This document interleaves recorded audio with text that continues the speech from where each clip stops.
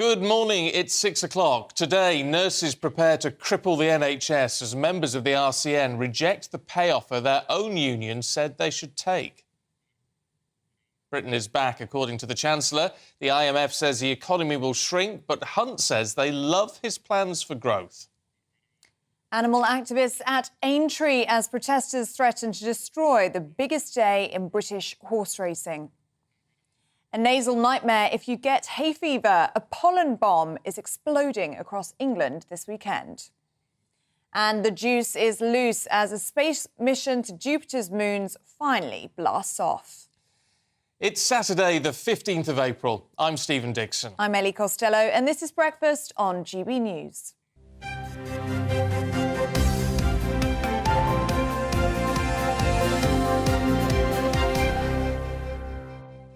Well, good morning to you. Everyone's talking about strikes. Yep. Once again, it's all back, isn't it? Just when you thought things were getting better. Yeah, it's not good. It's not good at all. I think especially for the government, feeling as though they had dealt with the nurses. They were saying they're going to accept this pay offer. And yesterday that came crashing down. The RCN said nope, with more strike dates set for the start of May. Yeah, it's not good news. What do you think about it all? Do you think it's a good idea that nurses are backs up against the wall, they really need support and help, and this is the only way to get it? Do you support that? Or are you someone who is going to feel the pinch of this? It's going to hurt, and it is going to hurt a lot of people. GB Views at gbnews.uk, because, as we say, the nursing strikes are back on. Despite the Royal College of Nursing accepting a deal from the government, its members have said no, they want more money. But nurses in the Unison Union have accepted the extra cash, so they won't be part of the new strike action on May the 1st. Well, let's talk to the head of global projects at Young Voices, Jason Reid. Good to see you this morning, Jason. What are we to make of this? Are RCM members being greedy, or do they have a point? Good morning. Look, it's a really difficult situation, and no one wants to see nurses or doctors being stiffed and getting less money than they should. But I'm afraid it's got to the point now where it really is unsustainable. When you've got the members actually disagreeing with the union recommendation and refusing to take the offer that's on the table that their own union thinks they should take, it leaves the government in an impossible position now, because how are you supposed to negotiate with that? A lot of the demands that have been coming from the junior doctors, for example, for a 35% pay rise, that's an enormous demand, and it's just not sustainable when it comes to public finances. Ultimately, the money has to come from somewhere, and there are two places it can come from. It can come from the government directly, in which case it's funded by our taxes. We already are on course to have the highest tax burden since the Second World War, and people are being squeezed in the cost of living. It doesn't make sense to be raising taxes even more for this and baking in inflation in this way. The other place it can come from is from the NHS budget directly, which sort of undermines the argument that the striking workers are making, that this is all about patient safety, that they don't want to be striking, but they have to because they want to be serving their patients in the best way possible. If you're taking money out of the NHS budget that could be spent on tests and equipment and whatever else to help patients in order to put it in your own pocket, I'm not really sure that argument actually stacks up. And I think that's what the RCM was starting to realise, and they accepted what was already a generous offer from the government. But now it seems that even that is not enough to appease the striking nurses. No, it's not. And it's not good news and it's not bad news. It's just a mess, isn't it, Jason? I mean, the nurses are in a mess because we have the Unison nurses, 100,000 of them, who have accepted this deal. Then we've got the RCN nurses, 500,000 of them, who've rejected this deal. It does make you wonder how those Unison nurses are feeling now, that their colleagues, who they were once stood with on the picket lines, are going to continue, and they've accepted probably what's going to end up being a lesser deal. Well, exactly. And you've got this absurd situation now where you might have some nurses getting paid more than others just because of which union they've chosen to be a member of, which of course doesn't make sense at all. It wouldn't really make sense for the government to give more money to some nurses than others, which means they're going to have to fork out more money, which of course we're all going to have to pay for. It's total chaos. But look, we have a really good system in this country, I think, for deciding public sector pay and public sector pay rises. We have an independent pay review body that's completely non-political, detached from government, that looks at all the evidence, looks at inflation, looks at the cost of living, looks at the pay rises they've got over previous years, and then makes a recommendation. And over the last couple of years, those recommendations have been much higher than they have in previous years, as you would expect because of inflation and the cost of living. And the government has, in large part, just accepted those recommendations entirely. They haven't tried to quibble with it and give less than the independent body recommended. But still, you've got workers going on strike and demanding ridiculous pay rises, like 35%, which they calculate by seemingly adding up all the pay rises they would have liked to get for the past decade, which means they're demanding a mammoth one right now and walking out of hospitals in the process. It's just not a sustainable situation. And then, of course, you've got the impact of the strikes themselves, and you have the slightly ridiculous situation where the government has to keep issuing these warnings to people: don't do anything risky, don't take any risks at the moment, because there aren't any doctors in the hospitals. And so you're definitely going to have an increase in excess deaths. It seems inevitable when doctors and nurses are on strike, all of which is completely avoidable, and all of which just harms everybody. Nobody wins from this situation. Of course, what we need to do is get the economy back on track, and that will help a lot of this. I know a lot of it is outside of British control, some of it at least. What do you make of the Chancellor? Britain is back, he says, after returning from the IMF. Now, look, he was only saying a couple of days ago that the IMF was talking Britain down because they're saying our economy's going to shrink by 0.3% in the next 12 months. But now he's come back saying, actually, they love my growth plans. Do you believe him?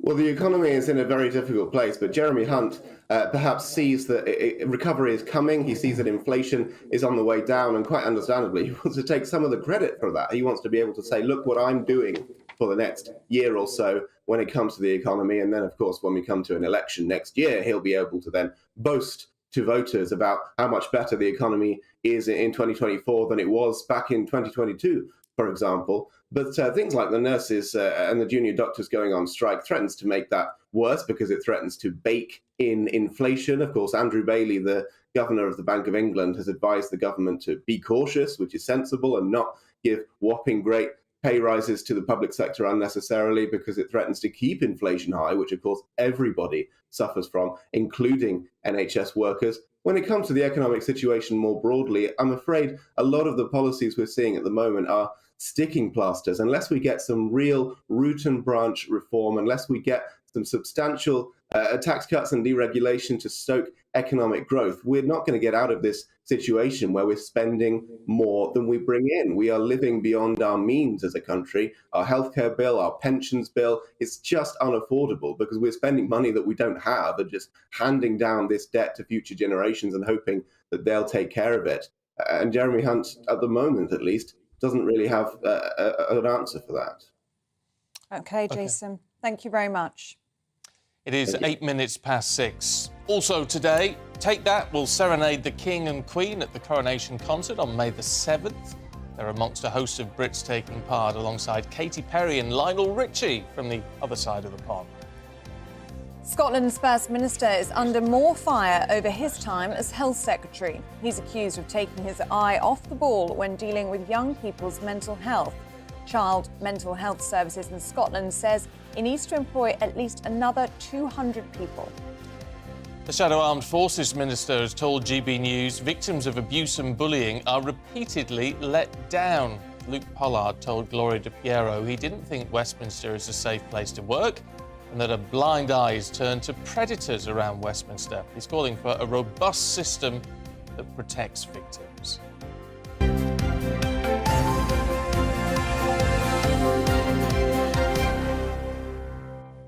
It's a bit worrying, all those claims about Westminster. Whether it's true or not, I don't know. I mean, some claims are made. I know some people who work in Westminster, and some of the MPs that they work for are bullies. Not the people I know directly, but when they report about other people, I don't want to implicate anybody. But there is some bullying that does go on. That you wouldn't stand for anywhere else. No, I think it's a very specific culture, isn't it, the one at Westminster? I've spoken to MPs who have described that you come in as one person, and if you spend enough time there, you leave as another. It does change you.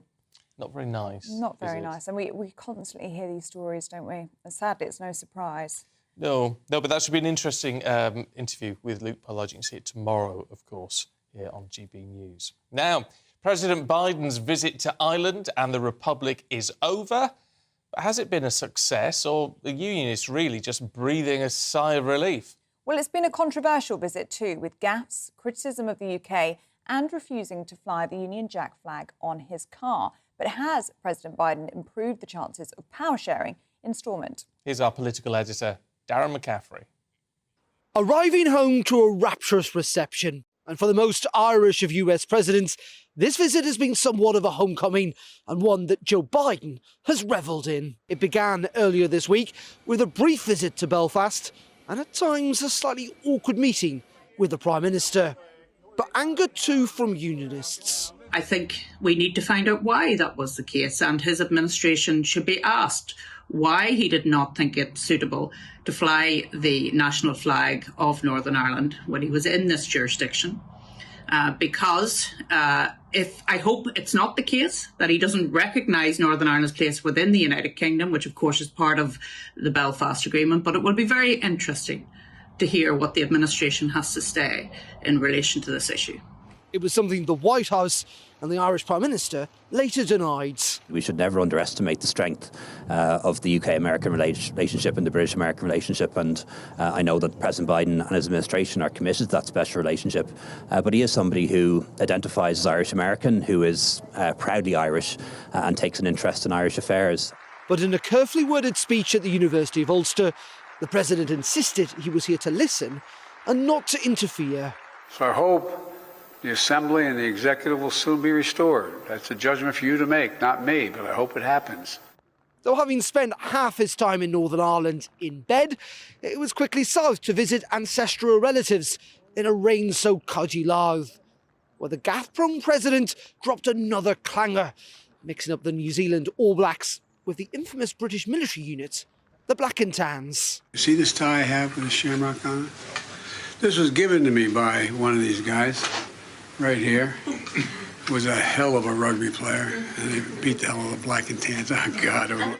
But it was in Dublin that President Biden found himself basking in the glow of the warm Irish reception.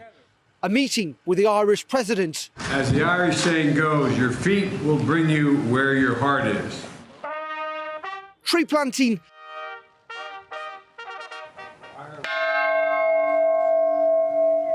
and bell ringing too.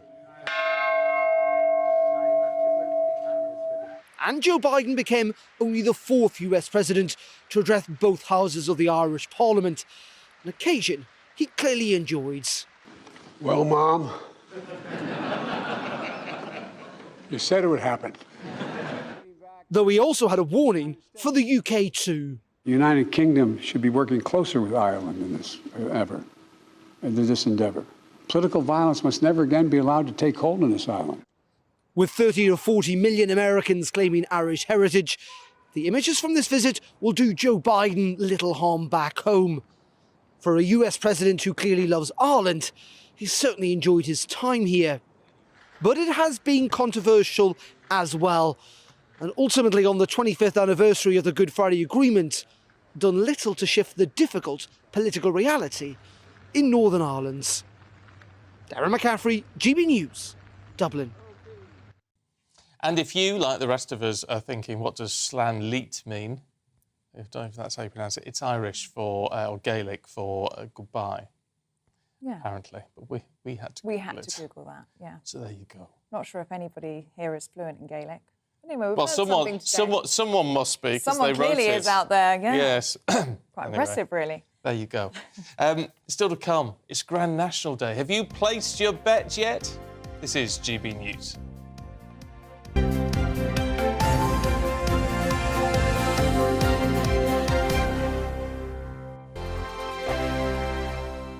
Monday to Thursday nights on GB News. At 6, it's Dubes & Co. 7 o'clock, Farage. At 8, join Jacob Rees-Mogg. And at 9, Dan Wootton Tonight, followed by headliners. On TV, radio and online. This is GB News. It's all about family, being in people's living rooms, all the interaction and getting to know who our viewers and listeners are. When I was young, my dad used to say, "Nah, stop arguing." I wanted an outlet that would enable me to give my opinion People are going through a really hard time right now, and I know that you don't feel like you're being listened to by the establishment. I came to GB News because it's the People's Channel, and I want the audience to have their say on the events of the day. We're dynamic. We do something different. Democracy shows that the wisdom of the nation is in its people.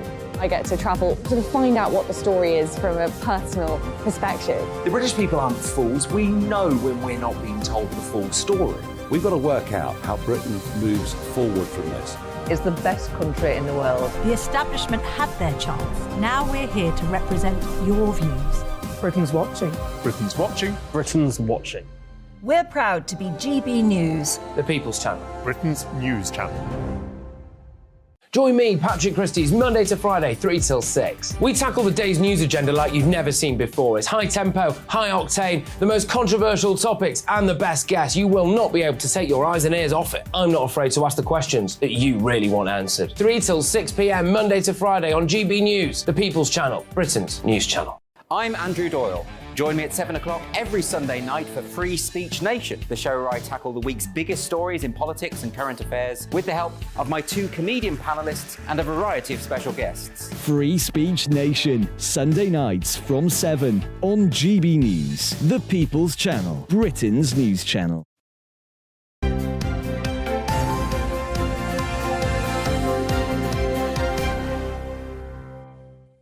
Welcome back. You are watching and listening to Breakfast on GB News. Still to come this morning, we'll tell you everything you need to know from this morning's papers. But of course, today, and have you got your bets ready? You may well have done. Apparently the good money is going on Mr. Incredible. Yes. That's according to Aidan McGee yesterday. Who said Stephen reminded him of Mr. Incredible. Yeah, I don't think he's ever won a race in his life, so I wouldn't put any actual real money on it. But there you go. It is a big day at Aintree, but could it all be wrecked by protesters on the course? Yes, animal rights activists claim they're going to try and stop the horses in their tracks today. Here's our North West of England reporter, Sophie Reaper. And there they go, away to a good start. A field of 29 racing for a good position at a time-honoured tradition which began almost 2 centuries ago. Today, thousands will descend on Aintree, ready for the Grand National. But as the sun shines down on this historic racetrack once again, could trouble lie ahead? Animal Rising is an activist group set on bringing an end to anything they deem animal exploitation. Things like animals in zoos, on farms, in labs, or in sport. So we'll be disrupting the Grand National. The reason for this is 2 reasons. One, to stop the harm to the horses there, but 2 is to have a conversation about our relationship to all animals. For many, the Grand National might simply be a fun day out with friends or a harmless flutter at the bookies. But Animal Rising disagrees. So the Grand National is cruel, and I think most people can see that. And some people will be really annoyed, but I think other people will also think maybe they've got a point. He didn't go into detail, but Ben told me it was the plan of Animal Rising to stop the race by using their bodies.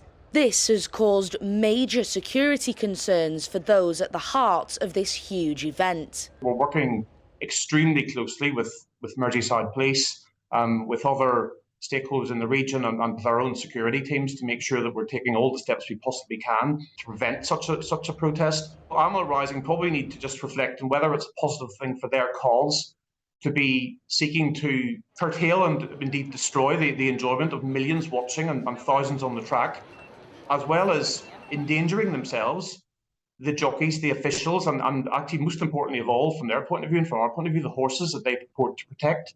Despite fatality rates being at an all-time low, the Jockey Club says its work to ensure the safety of the horses will never be complete. However, if horse racing ceased to exist, what would happen to its athletes?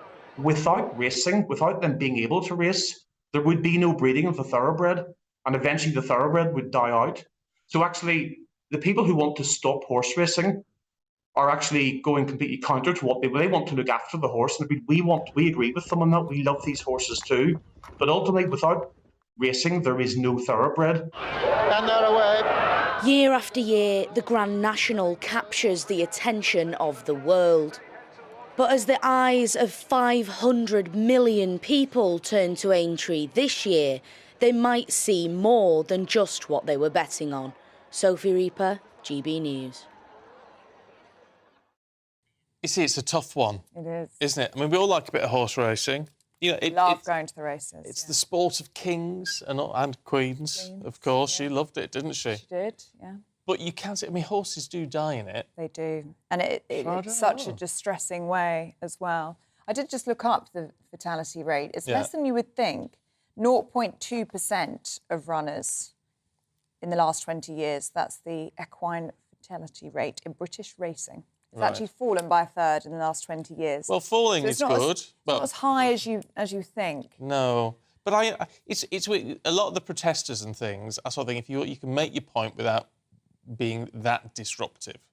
So I'm not a big fan of them thinking we'll disrupt Aintree, but maybe they think over the voices haven't been heard. Maybe they really genuinely think it is very cruel. I'm a little bit torn. I don't know. Well, you like going to the races, I don't love you? going to the races, but not necessarily for the racing, I will admit. It's more the fashion, especially like Ascot and things. I really enjoy that element of racing because there's so many different elements, aren't there? So more perhaps the social element than I do the racing. Yeah. But it is really, really difficult. I mean, I worry with these protesters the safety of them.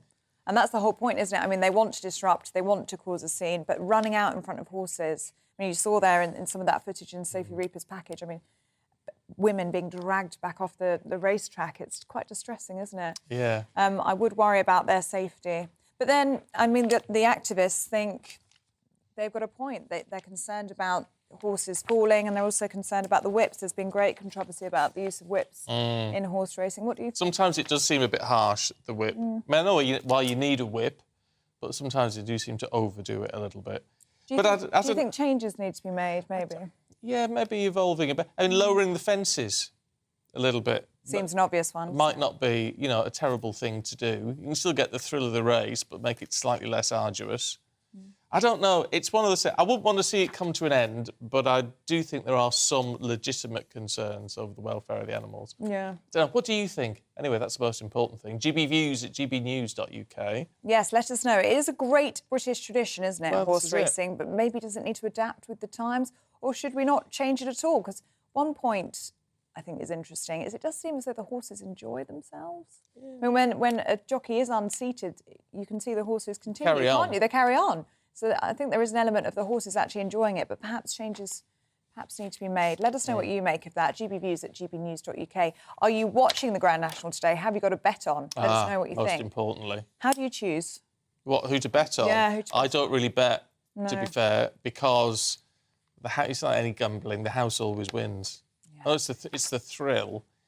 But I'm one of those idiots who, if I ever place a bet on, I'm convinced I'm going to win. Like if I play the lottery, I'm convinced I'm going to win. And then you do get that.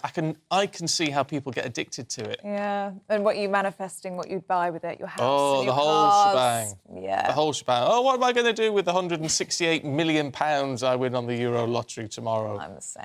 And I even think I wouldn't even be greedy. I'd be happy with 1 million on the lottery. Would you? Yeah, I would. Oh, I wouldn't. I wouldn't. No, 1 million. What good It's is that? not good enough. 160 or nothing. Yeah, exactly. Oh, well, dear. nothing in my case. Yeah. Loads of you getting in touch on the latest strike action. Thank you very much indeed. Frank says, this will speed up the privatisation of the NHS. Thank goodness. Paying for a service that does not deliver is long overdue. I would suggest giving a hospital to the private sector to run now, sacking all the management and the choice of voluntary redundancies or new contracts to the rest. It's very harsh, Frank. It is, yeah, don't mince your words, Frank. John says, I do believe the doctors and nurses are striking not only for better pay, but for patient care and better working conditions within the NHS itself. When these people see the UK government, spending £6 million a day funding illegal asylum seekers staying in hotels, I'm not surprised they are angry and are unhappy. But Graham says, nurses can no longer say this is about conditions and not pay. They had their chance to end this and make things better for the public. Now, Graham, that is interesting because I was talking to a nurse last night about this Because it was quite surprising. We were told at an earlier stage to expect that they would accept this offer. But they said, well, if we take this one-off payment, which was about £2,500. A minimum of £2,500. £2,500, yeah. Well, yes, that's great for this year, but then next year they're right back to square one again. Well, and it doesn't solve the issues of understaffing and the conditions they're facing every day. But they still get 5% next year, or this current year. This current year. But then if inflation currently is at 10%, that's still a pay cut, isn't it? Well, that's what she was saying, at least. Well, yeah, it is, but it's better than nothing. Better than a lot of most people. Right? Yeah, when you look at inflation, we're all having, in real terms, pay cuts, every single one of us, because of inflation, unless you get more than a 10% pay rise. So that's the nature of it, isn't it? I mean, I know you say, well, you know, you earn more than I do or whatever it may be, but, I mean, everyone's in the same boat. I do think it's interesting that John says they are striking for better patient care, and I can understand them saying that, John. What I struggle with a little bit is the fact that by striking, of course, patients are getting worse care, and potentially some people could lose their lives as a result. I'm not saying they shouldn't necessarily do it, but, you know, got to bear that in mind. And I'd be interested to know that, actually. I mean, when the figures do very sadly come out about, you know, disruption and the consequences, really, of cancelled appointments. It was interesting, when I was on a picket line with the Unison workers, the ambulance workers, they said they actually were better staffed during strike days because they could plan for it. And they could get more people in the office who weren't on strike. They were taking it in turns to come out on the picket lines. They actually said, we actually have better service on strike days. They should go on strike more often. That was the case with the ambulance workers. Yeah, they said we could actually plan for it, but most days anarchy for them. Let us know what you think. Potentially nurses striking until Christmas now if they get this next round of ballot action approved. Let us know what you think. GBViews at gbnews.uk. Coming up, though, we're going to take you through all the Saturday newspapers. This is GB News.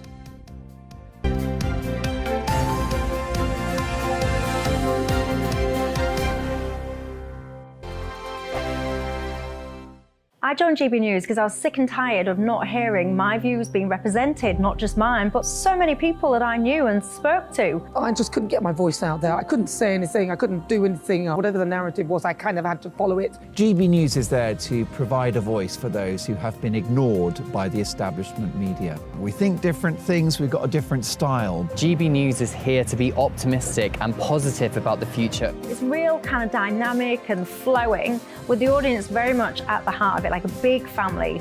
Here at GB News, we talk about the things that matter to you. Hearing the voices from right across our towns and cities, especially our towns. All sides of the argument represented with a heavy dose of opinion. We're on a mission here to make a difference. And the GB News family really is here for you, and whatever time of day you can watch or listen. Britain's watching. Britain's watching. We're proud to be GB News, the People's Channel, Britain's news channel. Hello, I'm Michelle Dewberry, and you can join me every weekday 6 till 7 on Jubes and Co. You're an inspiration to us all. Clip that bit up. Well, you are. That's my ringtone. My political ambitions those days are gone, I can tell you. She's only teasing. Go on. He's probably going to want to lay down now. I'll give him 2 minutes to have one. Let's respectfully disagree. That's what we like on Jubes and Co. Come and join us. GB News, the People's Channel. Michelle Dewberry, weekday evenings at 6 o'clock. Westminster is going around in ever-decreasing circles, followed by the media. Britain is broken. How on earth did we get into this mess? But more importantly, how do we get out of it? Join me at 7 p.m, Mondays to Thursdays on Farage. Here on GB News, we will have open, rational debate. We've got to work out how Britain moves forward from this. Join us here on GB News, the People's Channel. Britain is watching.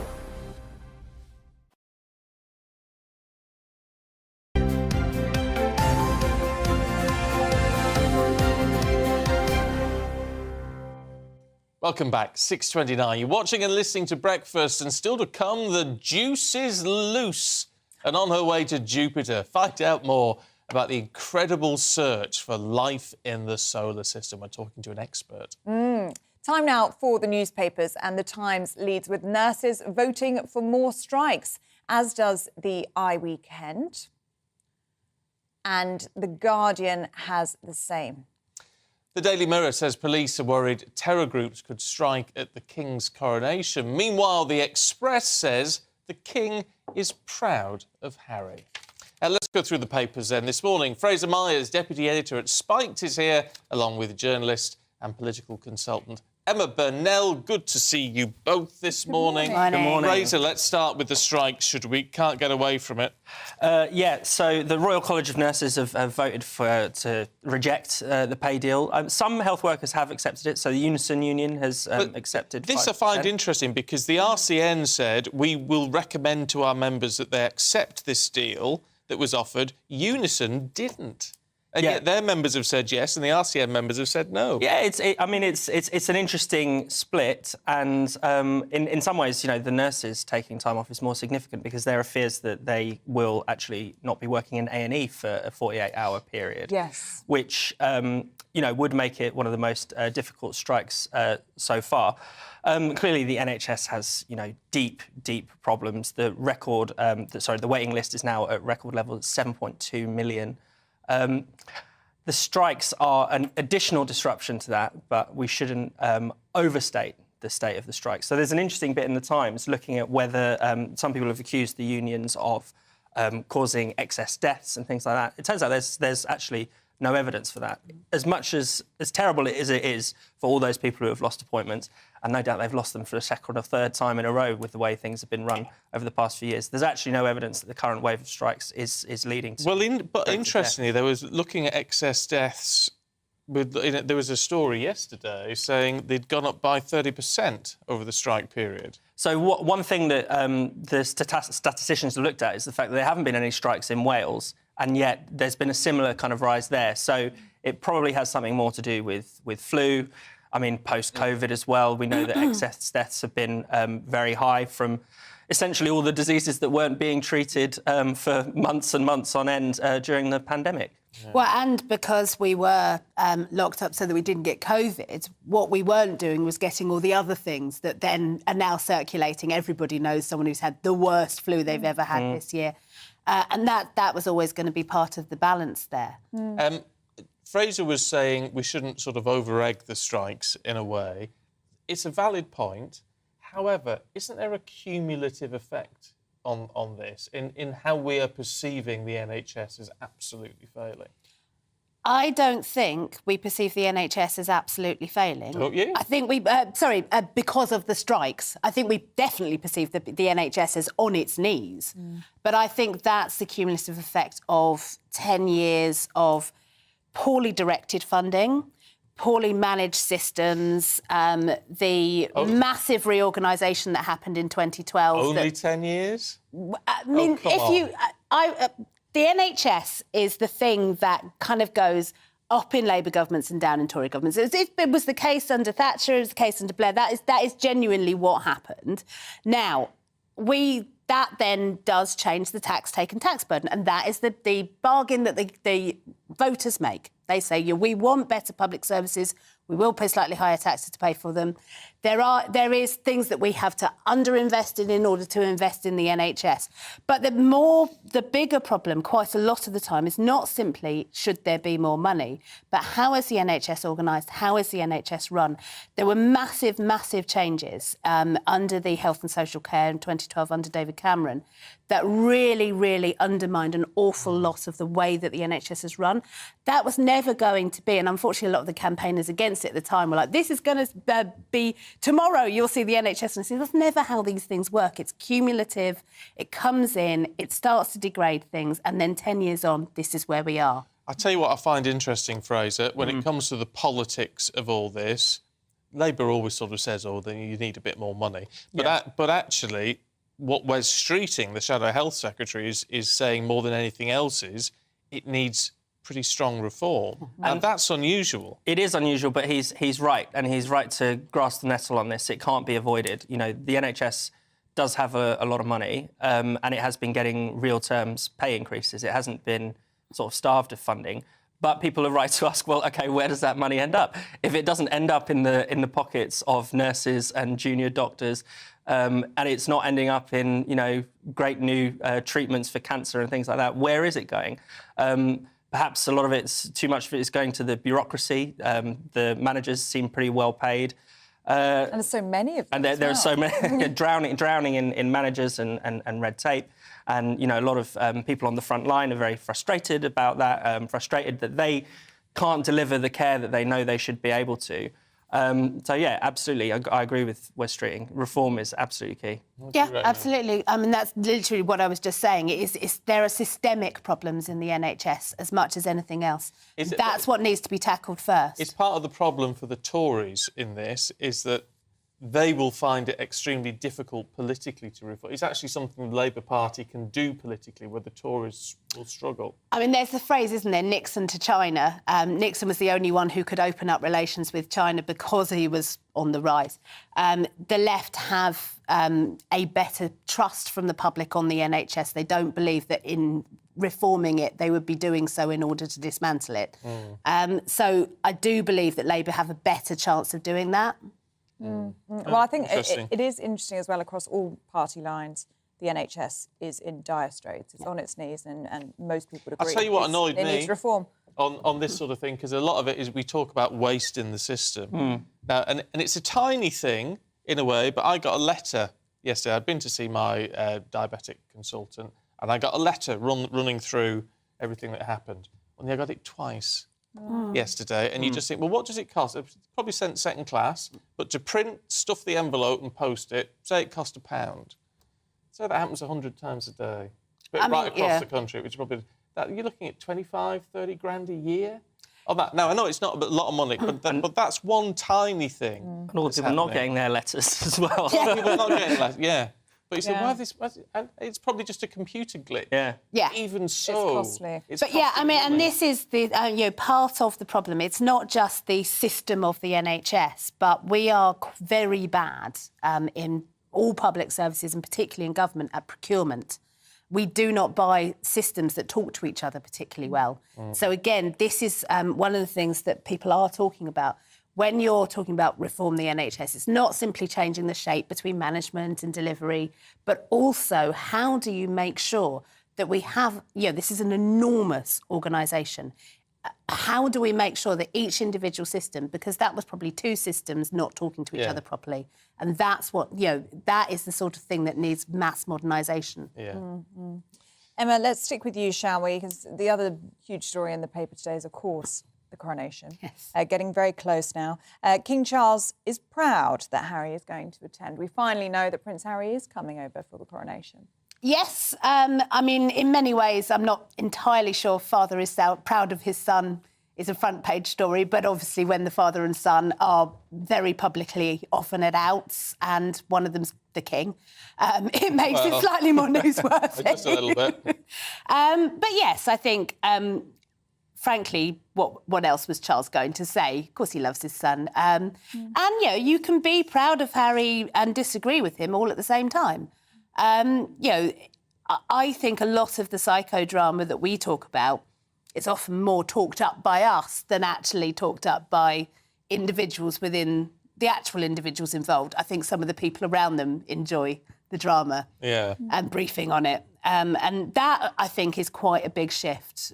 You weren't so much under the last Queen getting quite so much internal voices briefing the press. No, it's interesting, isn't it? But I just find it so heartbreaking, actually, through all of this and everything that Harry has done. But I am relieved that Meghan isn't coming. Is that an awful thing to say? I'm relieved she's not coming. I just think it would cause problems. The thing is, Meghan can't win. She's being criticised for not coming. She'd have been criticised if she'd turned up. She really can't win, so why not win at home? I actually don't think she could have won. I agree with you, Emma. I think if she'd have come, then she would have been seen as a massive hypocrite because she's done nothing but... Moan about them. Moan about the royal family in Oprah interviews and Netflix. But then if she doesn't come, she looks like she's snubbing the king, and the king walked her down the aisle and has never been anything but lovely to her. And even she said that in her Netflix documentary, that he was very, very kind to her at the wedding. So I don't think she could have won, really. But I think many people responding to that story will be saying, well, despite it all, King Charles... I mean, I'm struck by his benevolence, really, the love he has for Harry, despite really shaming him and the whole institution for the past 2 or 3 years. I mean, it's incredible, really. The power of love. As The fact that, the fact that, I mean, there is a song. There's one or two. It's a lot easier for us. Well, it'd be harder for us to forgive Harry not being related to him, because the betrayal has been huge. No one could have expected quite how juicy the Spare autobiography was. I mean, also revealing mad stuff about himself. So I think it's fair for King Charles to maybe be proud of Harry and his time in the army, less proud of his frostbitten member yes. and shenanigans behind the pub. Yes. Some things parents do not need to know. Meanwhile, in the Mirror, Fraser, and I sort of wonder why this is a story in a way, is there a tactic behind it? Because they're talking about concern that terror groups could target the coronation. Well, I mean, that's a no-brainer. Of course, any big event is going to pique the interest of a terrorist organisation. Absolutely. I mean, similar headlines in the run-up to the Olympics, for instance. And even Biden's visit. Visit. So, I mean, the security will be very tight. I suppose what is interesting and maybe a bit new is they're expecting not only kind of Republican protesters, fair enough, it's the coronation, but also environmental protesters. So the Just Stop Oil are expected to come back and try and pull things to a stop. I don't think they'll succeed in that. That's particularly interesting because Charles is very famously an environmentalist. He's on their side. He said he sympathises with those campaigners. He runs his Aston Martin on cheese and cheese on I think it's cheese, curds, and old wine or something like that. He's had it specially adapted as like a sort of eco car. I can think of better things to do with cheese and. I know, right? And he's for years he's been banging on about the environment, but If you're not fully signed up, I guess, to the Just Stop Oil agenda, then you're a legitimate target. It's interesting. One thing I will say, though, is, and it is relevant, the man that was stalking me last year and the last 16 months, he was at the Queen's funeral and there was an altercation and the police came over to deal with it. And let me tell you, the number of undercover police officers, it must have been 1 in every 10 people came and surrounded me. And it was such a relief, really, which sounds odd to say in that set of circumstances. But at an event like that, honestly, the number of undercover police officers there are, and they look like anybody. Yeah. They're men, they're women, they're young, they're old. You couldn't pick them out of a crowd, and they are so incognito. So that was a huge relief to me, and I did think the security at these events is incredible. The security is incredible, and obviously in your case, thank God it was. What slightly concerns me when you dig into this story is that one of the groups that they're surveying is Republic, which is a perfectly well-established democratic organisation that has a point of view. It's not a majority point of view in this country, but they have a right to it. They've been told they can have a protest in Trafalgar Square, but if there's this kind of, we're going to surveil you, we're going to take photographs, and you're going to work out who you all are, that, I think, it has a chilling effect on democracy. It does. And it's not as if they have a particular reputation for being disruptive or anything like that. I don't like protest groups being surveilled, but Just Stop Oil do bring things to a standstill. They do commit crime. Yeah, and I think it's really important to differentiate between a group like Just Stop Oil, whose entire raison d'etre is to disrupt, and a group like Republic, whose entire raison d'etre is to make an intellectual argument and try to persuade the public that we shouldn't be a monarchy. Yeah. Well, no, it's a very valid point, got to say. Now, how we quite move on to this? I don't know, The Guardian. Botox. Emma? Botox is the injection of botulism into your face in order to stop wrinkles. Tell I haven't had any of that. It's beautiful, darling. Why would you need it? Exactly. It is could be extremely dangerous, done unregulated. It's poison, isn't it? It's poison, essentially. It paralyses your muscles. Yeah. And it has to be done under medical supervision, but it seems that 9 out of 10 clinics that are offering it are not doing so, and they're not advertising as they're supposed to advertise the drawbacks and the fact that this is a dangerous technique. So they are. It's basically exposing a real Wild West in the aesthetic beauty market. What does medical supervision actually mean? Well, under the these person circumstances? injecting you should have some sort of medical training. Right.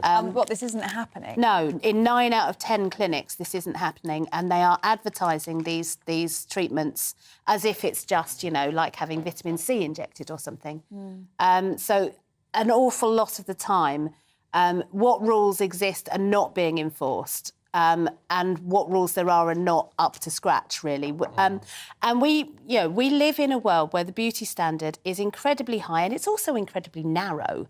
We're expected to look a very specific way. If you think about the look that is promoted, you think about how similar all of the Love Island contestants look, for example. Oh, yeah. They're carbon copies, aren't they? Exactly. Can't you tell And one it's series from another? and that a lot of that look is enhanced. Now, I'm not going to take a strong stance of this. I mean, I've had my eyebrows tattooed, for example. I had that done last week. I'm very into it. They look very good. Thank you very much. So I'm not going to be kind of judging people for taking part in the world that we live in. But I do think that given that this is, something that is projected at least at 50% of the population and more at men as well. Well, I mean, all women are expected to live up to... Now, whether you opt in or opt out, that's up to you. But more and more, particularly young girls, really are getting this... And getting things like Botox years before they're going to get wrinkles. But this is the issue, though, and there's no regulation at all in this industry. I mean, but this is Botox. But, I mean, we've spoken about filler before. Anybody can inject lip filler, cheek filler, and there's no any age, any person. Absolutely. There's no health checks done. I'm It's the Wild surprised. West out there. I'm surprised that 1 in 10 are following the rules, frankly. Yeah, I mean, it's the whole industry is a bit of a sort of cowboy setup, and I'd imagine, a lot of kind of beauty salons and things like that. That's also where a lot of money laundering is probably taking place. A lot of people there will have been, come into the country illegally, things like that. It's has a bit of a reputation. In my area, I don't know if this is just local to where I live or if this is something that's happening more widely, but all of the local nail salons and beauty salons all have now a poster in the window about how to spot someone who has been human trafficked in that industry. So I think there's been a real push, possibly from our local council, possibly more widely, because it is an industry, as you say, where vulnerable people are quite often caught up in it. One of the signs to spot is, do they only take cash? Yeah, which most of them. Which is in an awful lot of them, yeah. Yeah. It's an industry that needs so much regulation. It's an industry that's worth so much money as well. Yeah. It's like 3 billion or something. And more, because as you know, Ellie, we are expected to look younger and younger for longer and longer. And there's a pressure, but there's a danger as well. There's a huge danger, absolutely. I love the way she addresses all these beauty questions to Ellie and not to you guys. I know, exactly. How do you know I've not had some work done? We could be offended, couldn't we? We could be. We're going to leave it there. Fraser Myers, Emma Burnell, thank you. We'll see you a little bit later. That was fun, thank you. Now... This is your bit of fun. Oh, this is my bit. I love all this. The search for other life in our solar system is now underway as the European Space Agency's JUICE mission to Jupiter blasted off yesterday. Yes, it's heading to the gas giant and its ocean-bearing moons, where it's hoped some form of life may lurk. Oh, well, let's talk to space and planetary scientist Andy Loud. Andy, good to see you this morning. I mean, there's been lots of talk for a long time about some of Jupiter's moons because they do seem to contain a decent amount of what we think is water. Is there a real chance that there could be life on one of these moons? I mean, bacterial life, I guess. Yes, good morning, both. Yeah, this is very exciting. We've been waiting for this JUICE mission for quite a long time now. It's been on the back burner and coming forward. So now it's away. It'll get there in 2031. And of the 4 big moons of Jupiter, you've got Io. You'll be pleased about all this. Nice little model for you. Lovely. We've got Io, which is a volcanic world, so that's not going to have anything on it. Next to that one, we have Europa. Now, Europa is really the prize, but this is not for the JUICE mission because it's so much radiation there, the JUICE mission can't look after it. But there's a mission going to be launched next year, which is going to be from NASA, and it's a comparable mission to look particularly at Europa. And Europa has a salty ocean underneath it, and the discoloration you have on the surface is caused by salts in the ice itself. And these are rising up from the ocean, which is surrounding the entire world. The surface of it is dense ice several kilometres thick. And this ocean interacts, we think, with a rocky core, and this, of course, could mean that there's nutrients there. And because you've got the salts in the ice here, it means that there must be some sort of a rising of the material from vents, very similar to the bottom of the Pacific Ocean. The other two moons you've got there, the big ones, you've got Callisto, which is the most heavily bombarded object in the solar system. This is the outer of the bigger moons itself.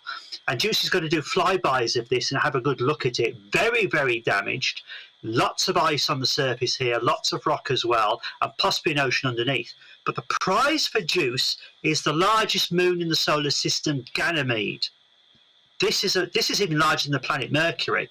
Now, this is likely to have a deep ocean. It's also got an atmosphere of oxygen, which has probably been caused by the interaction of the magnetic fields and radiation belts of Jupiter, interacting with ice on the surface, splitting up into hydrogen and oxygen. It's losing the hydrogen, the oxygen is sort of staying there. It even has its own magnetic field, which is important, which helps protect the world of yourself from not so much from the radiation from the sun, but the radiation from Jupiter, this giant planet which is really pumping out material. And Juice is going to orbit this world and have a look deep inside. And this is really going to be the big project, because they're using Ganymede, if you like, as the model for the other icy moons to see exactly the structure of an icy moon itself. And then you could likely have this material, this water deep inside. And if you have, you've got the gravity tug of Jupiter itself heating up the interior of these worlds, allowing therefore the energy that you need to create the carbon chemistry, or to help form carbon chemistry. And if you've got the right nutrients and you've got the right energies there, then yes, these oceans could have microorganisms living in them at this very moment. That is so, honestly, so exciting. Andy, I love you because I feel like I'm sat in the back of a science class and I just learned so much watching it and listening to you. We particularly enjoyed the models, didn't we? We did. As you had those. But we're talking about microorganisms here, so it's not the little green men that we think about when we think about other life out there. It's the space prawns. It's the space prawns we were talking about last week. Yeah, we are always talking about single-celled organisms here, possibly there. I mean, so we're looking at very primitive types of life. There's been some speculation regarding Europa, because the nature of Europa is very different. We'll know more about that when the Americans get there, because there could be an environment there which could lead to something which is slightly multicellular. But no, we're not looking at intelligent life, things that could communicate with us, and we're not looking at very big creatures.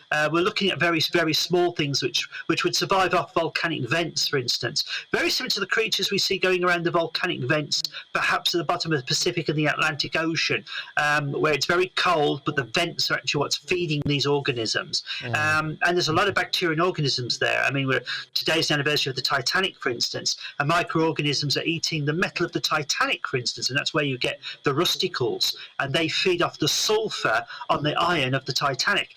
And that's the kind of organisms I think you're sort of going to be looking for in these worlds. But so how do they look for them, Andy? Because the flybys, I mean, I know they've got incredible equipment on board, but they won't be able to detect, that sort of life, the whole point of Juice is to look for the environment which could sustain life. They can't actually detect life itself. I know some scientists being very excited saying, oh, we're actually going out for life for this. This mission isn't going to look for life directly itself. It's very hard to detect life directly without looking at it under a microscope, but it's going to be looking at the environment of these moons to see if they could sustain life as we understand it. But that's the key point, isn't it, Andy? Because, I mean, a lot of people say, well, why do we care? But if there are these microorganisms on other heavenly bodies, even just within our solar system, then that gives us proof, doesn't it, that life can exist away from Earth, and then potentially the universe is absolutely teeming with it. Absolutely, because we know life exists in the universe because we're here. But where does it exist elsewhere? Is it a common factor in the universe? I mean, we're looking at our closest body which could sustain life, which is Mars. Venus is likely to be far too environmentally difficult for it. But we haven't found anything there yet. And it is important because it gives us an understanding one of the chemistry of life itself, of the formation of life, because we still don't really know how life really formed on the Earth. What were the factors? Is it a fluke? I mean, it could be a fluke that carbon chemistry happens at this particular moment in time, and there could be very few planets which actually have carbon chemistry of life. Whether we have silicon life out there is another argument altogether, but we have no understanding of whether or not that could exist. So there could be another form of life which could exist out there. But yes, and then the next step from that is intelligent life, and that's the big one that everybody's really excited about. Your little green men. Well, yeah, wouldn't it just, you say silicon life forms, or it's like something out of Star Trek.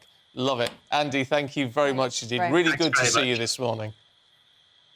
I wish I had him as my science teacher. Oh, it'd be so amazing. Engaging, isn't he? Everyone would get an A. Yeah, they would. Yes, resident rocket man. Love They're it. calling him out there. Now, Brilliant. full details coming up for you on the latest nurses' strike as the RCN rejects the pay offer another union has accepted. This is Breakfast.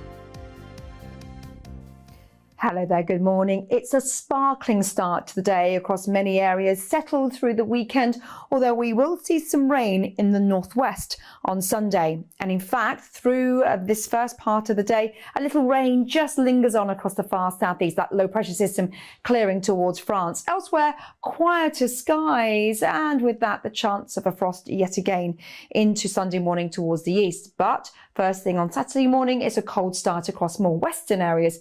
But with that, some good spells of sunshine. The rain fades away. We'll see a broken cloud through the afternoon across eastern counties, but that could spark 1 or 2 showers through the latter part of the day, which could turn out to be heavy. Temperatures then a lot higher than what we've seen, feeling warmer in that sunshine, 14 or 15 degrees Celsius, and a fine end to the day as these showers die out. However, notice towards the west, thickening cloud will bring some outbreaks of rain to Northern Ireland and western Scotland through into Sunday morning. Even a little rain for the Isle of Man, northwest Wales. Elsewhere, some clearer skies allowing temperatures to drop. We could see a grass frost across eastern counties of England as we enter Sunday. So first thing on Sunday morning, it's damp across the west. A bit of a breeze as well. A breeze for Shetland as well as Orkney. Elsewhere, a calm day, more in the way of clouds first thing. Even so, the cloud will break up and favoured spots for sunshine through the morning into the afternoon. Central southern England, East Anglia, Lincolnshire, Yorkshire, up towards Aberdeenshire, as well as Caithness. And a drier end to the day also for Northern Ireland. This rain becomes confined to the southwest of Scotland. And look at these temperatures, 17 or 18 degrees Celsius, feeling pleasantly warm in that sunshine. Now here's your outlook into next week. High pressure firmly in charge, some high temperatures, some warm sunshine, turning cooler in the east and the south through the middle part of the week. Bye-bye. We've got a brand new lineup every Saturday night on GB News. From 6 p.m, I'll give you my unique take on the world today. Then at 7, it's me, Calvin Robinson, with my Common Sense Crusade. New to GB News is the Saturday 5. 5 times the opinion. Join us every Saturday from 8 p.m. as we debate the week's stories. With us 4, plus a special guest. And at 9, of course, it's Mark Dolan Tonight. Brand new Saturday nights on GB News, Britain's news channel.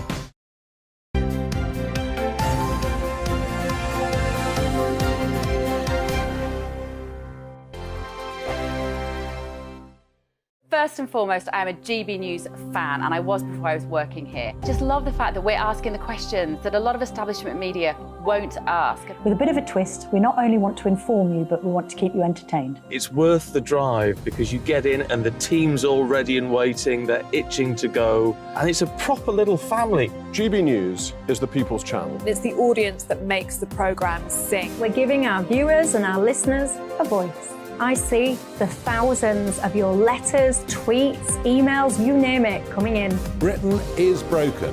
How on earth did we get into this mess? But more importantly, how do we get out of it? The establishment had their chance. Now we're here to represent you. It's time for something different. It's time for GB News. I'm very patriotic. I believe in Britain. Our best days lie ahead. Britain's watching. Britain's watching. Join us here on GB News. The people's channel. Britain's news channel. Monday to Thursday, 9 p.m. till 11 p.m. Join me, Dan Wootton. I'll bring you the sharpest takes and hottest debates. Do you not believe in prison? I don't believe in prisons. I'm completely stunned. I guarantee you there'll be no spin, no bias, no censorship. I actually was personally quite offended by it. And no reason to go to bed. So I guess they've always been quite woke. That's Dan Wootton tonight on TV, radio and online. Monday to Thursday from 9 p.m. till 11 p.m. on GB News. The People's Channel, Britain's news channel. I'm Simon Evans. Join me on GB News for Headliners at 11 p.m. What's the scoop? I'll be joined by two of the country's top comedians. That's right. As we take a look at tomorrow's newspapers tonight. We're going to get into trouble. If it's a big story, we'll be covering it. Spill some tea on him. There we go. But we'll also have some fun. I wouldn't stick up a bank.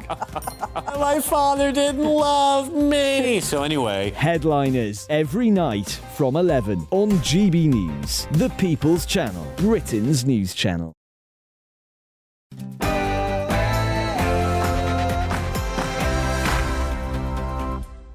Good morning, it's 7 o'clock. Today, nurses prepare to cripple the NHS as members of the RCN reject the pay offer their own union said they should take. Britain is back, according to the Chancellor. The IMF says the economy will shrink, but Jeremy Hunt says they love his plans for growth. Animal activists at Aintree as protesters threaten to destroy the biggest day in British horse racing.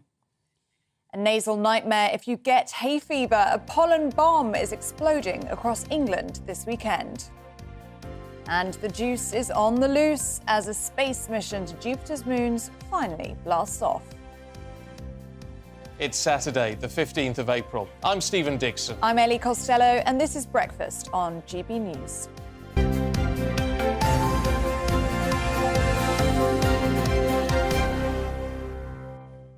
Well, everyone is talking about the strikes, as if we hadn't had enough strikes to talk about, and we thought we'd resolve some of the issues. Remember all the breaking news when the nursing unions all accepted the government's deal? Well, it's not got us anywhere, has it? It hasn't. To an extent, at least, because the nursing strikes are back on, despite the Royal College of Nursing accepting that deal from the government just a few weeks ago. Its members have said no. They want more money. But nurses in the Unison Union have accepted the extra cash, so they won't be part of the new strike action on May the 1st. Let's talk to political commentator Michael Crick. Morning to you, Michael. This is a mess, isn't it? Sorry, sir? This is a mess. Well, it is a bit of a mess, but it's an interesting example of democracy at work. I mean, you say the RCN accepted the pay offer. Well, it was the leadership of the RCN who said that they were willing to recommend the pay offer, which they then did. But then the membership decided they didn't want it. It was a narrow margin, but then so was Brexit. Often we get narrow margins. And it means the government's going to have to rethink. And in the long term, I think the government is going to have to offer more money. Maybe not a great deal more money, given how close it was. But you've got to remember that nurses play a vastly important role. They're hugely popular with the public. This strike has got public support, and the other strikes in the health service. And many workers, including people in the health service, in the public sector over the last 10 or 15 years, have seen their pay drop in real terms at a time when other people, like people who work in the city and leading chief executives and all of those types, have managed to see their pay go up and up and up. And this is the free market at work. It's free collective bargaining. Well, except it's not, is it? In the sense that, I mean, what are you going to do? You said the money's likely to go up for these RCN nurses. Does that mean if you're a member of the RCN, you get paid more money than you do if you're a member of Unison for doing the same job? I don't know. I think probably the resolution would mean that Unison members who were doing the same jobs would get a higher pay rise if the RCN settle at a higher level, as I think eventually inevitable. I mean, the problem, the Chancellor of the Exchequer, Jeremy Hunt, for how long was he Health Secretary? About 5 years. He was then Chairman of the Health Select Committee. He knows that in the long term, you have to pay people properly if you're going to keep the quality of the staff and the quantity, the numbers of the staff. And you can't carry on having nurses drifting away doctors drifting away, going into the private sector, going and working abroad. The long-term health of the health service does depend on people being paid properly. And the Chancellor knows that. And he's got to sort this out. And he's got to persuade the Treasury. I mean, for years, he was lamenting the way in which the Treasury treated the health service and didn't treat the health service properly and didn't allow, for instance, enough people to be trained in our universities as doctors and nurses. Well, now he's in a position to do something about that as Chancellor of the Exchequer, and he's in the position to do something about it in terms of pay. Because if pay carries on going down and down and down in the health service, then people are going to carry on leaving and leaving and leaving. And you won't get a strike lasting a few days. If those people leave the health service, that labour is lost forever. It's crazy economics, this, and the government is going to have to settle this and to reflect the democratic process that occurred in the nursing union as a result of reforms to trade unions introduced by Conservative governments in the past. This extra democracy that we now have around industrial disputes. And this will, the government will have to rethink on this and offer a bit more money. And it probably still won't reflect the rate of inflation. They will still probably get a pay rise less than the rate of inflation. And the government will be aware, of course, that any breakthroughs they make with the nurses, they thought they had already made one. That seems not to be the case now. But there are other sectors gripped by industrial action that will be watching these negotiations very, very closely. And the government may feel now that they've already shown their hand. I mean, they've offered the nurses a lump sum now. That's opened the doors, really, to other industries, hasn't it, who will be asking for the same thing. And understandably, if I was working in these industries and was being offered a pay rise less than the rate of inflation, I too would want to strike and be on the picket lines. These people are only doing what wealthy people have always done, and what chief executives and people in the city have always done. And the problem you've also got right now is that we were told in the budget that inflation would be down to less than 3% by the end of the year. Well, nobody really believes that now. The inflation figures, still aren't coming down. And no wonder in those circumstances, people want a rate of pay that reflects the huge amount of important work that they did. I mean, only a couple of years ago, there we were all out on our doorstep, battering away our pots and pans in support of health service workers. Well, we should be giving them pay rises that reflect their value to us as a society, because if we don't, the health service is going to be in a really dire state, and people are going to leave, more people are going to leave the health service, doctors and nurses, and go and work abroad, or give up altogether, or retire, or go to some other walk of life. And this has to be resolved in the long term. And Jeremy Hunt, with all that experience as Health Secretary and as Chairman of the Select Committee, and now as Chancellor of the Exchequer, knows what needs doing, and he's going to have to get to grips with the Treasury and say, look, we need some more money. I've been arguing this case for years. Have you upped your daily rate, Michael, by inflation? You say it's what everyone's doing. I don't know anyone who's got a. I don't know anyone who's got a. I don't know anyone who's had a 10% pay rise. And, I rely on companies like you to occasionally employ me, commentating as I am doing now. As a freelance journalist, one does tend to, perhaps at a time of inflation, ask for a bit more. My circumstances are not really typical. And I suspect that overall, well, I know that overall, yeah, my income has been going down by rather a lot. But that's because I do less paid work and more voluntary and unpaid work these days. Where do we go from here? I mean, many people will be watching and listening this morning, and they will be concerned because they can hear that the RCN are talking about this new strike where they're going to walk off A&E wards. They're going to walk off critical care wards for the first time. This is a marked escalation in what we've seen before on strike days. And there's also concern, which we can see on some of the front pages of the newspapers today, that junior doctors and nurses will walk out on the same days and will coordinate their strike action.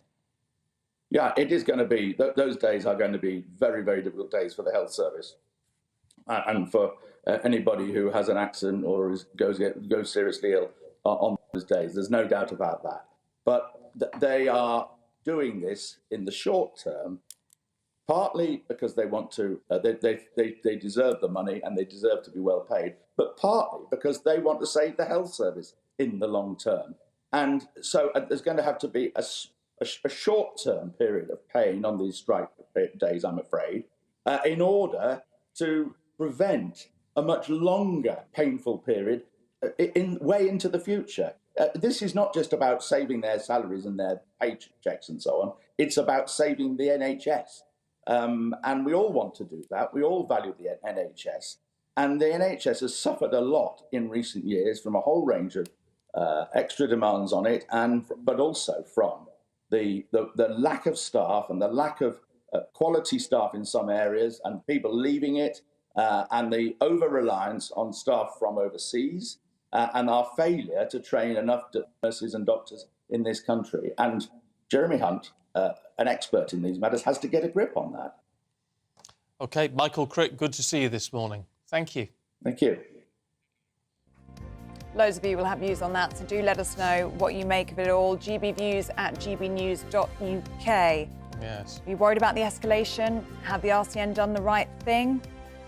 Are you annoyed that they have rejected this pay offer? Yeah. If you work in the private sector, you don't get the option to No, you don't. go on a picket line. We'll run through a lot of those in just a second.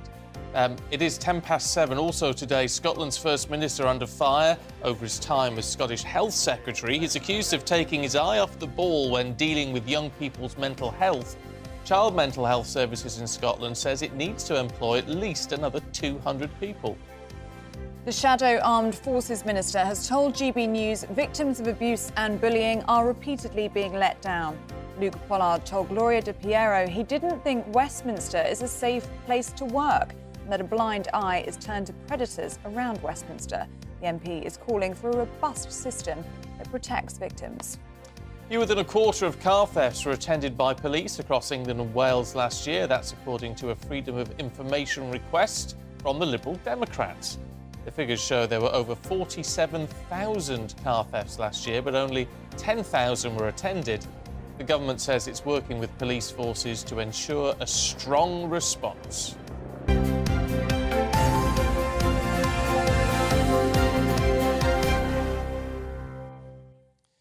Michael Crick saying there that the public, the striking nurses enjoy a lot of public support. I wonder if your emails are anything to go by this morning. Norma, good morning to you. I think nurses' strikes are a disgrace and very selfish, and many of the public are losing sympathy with them.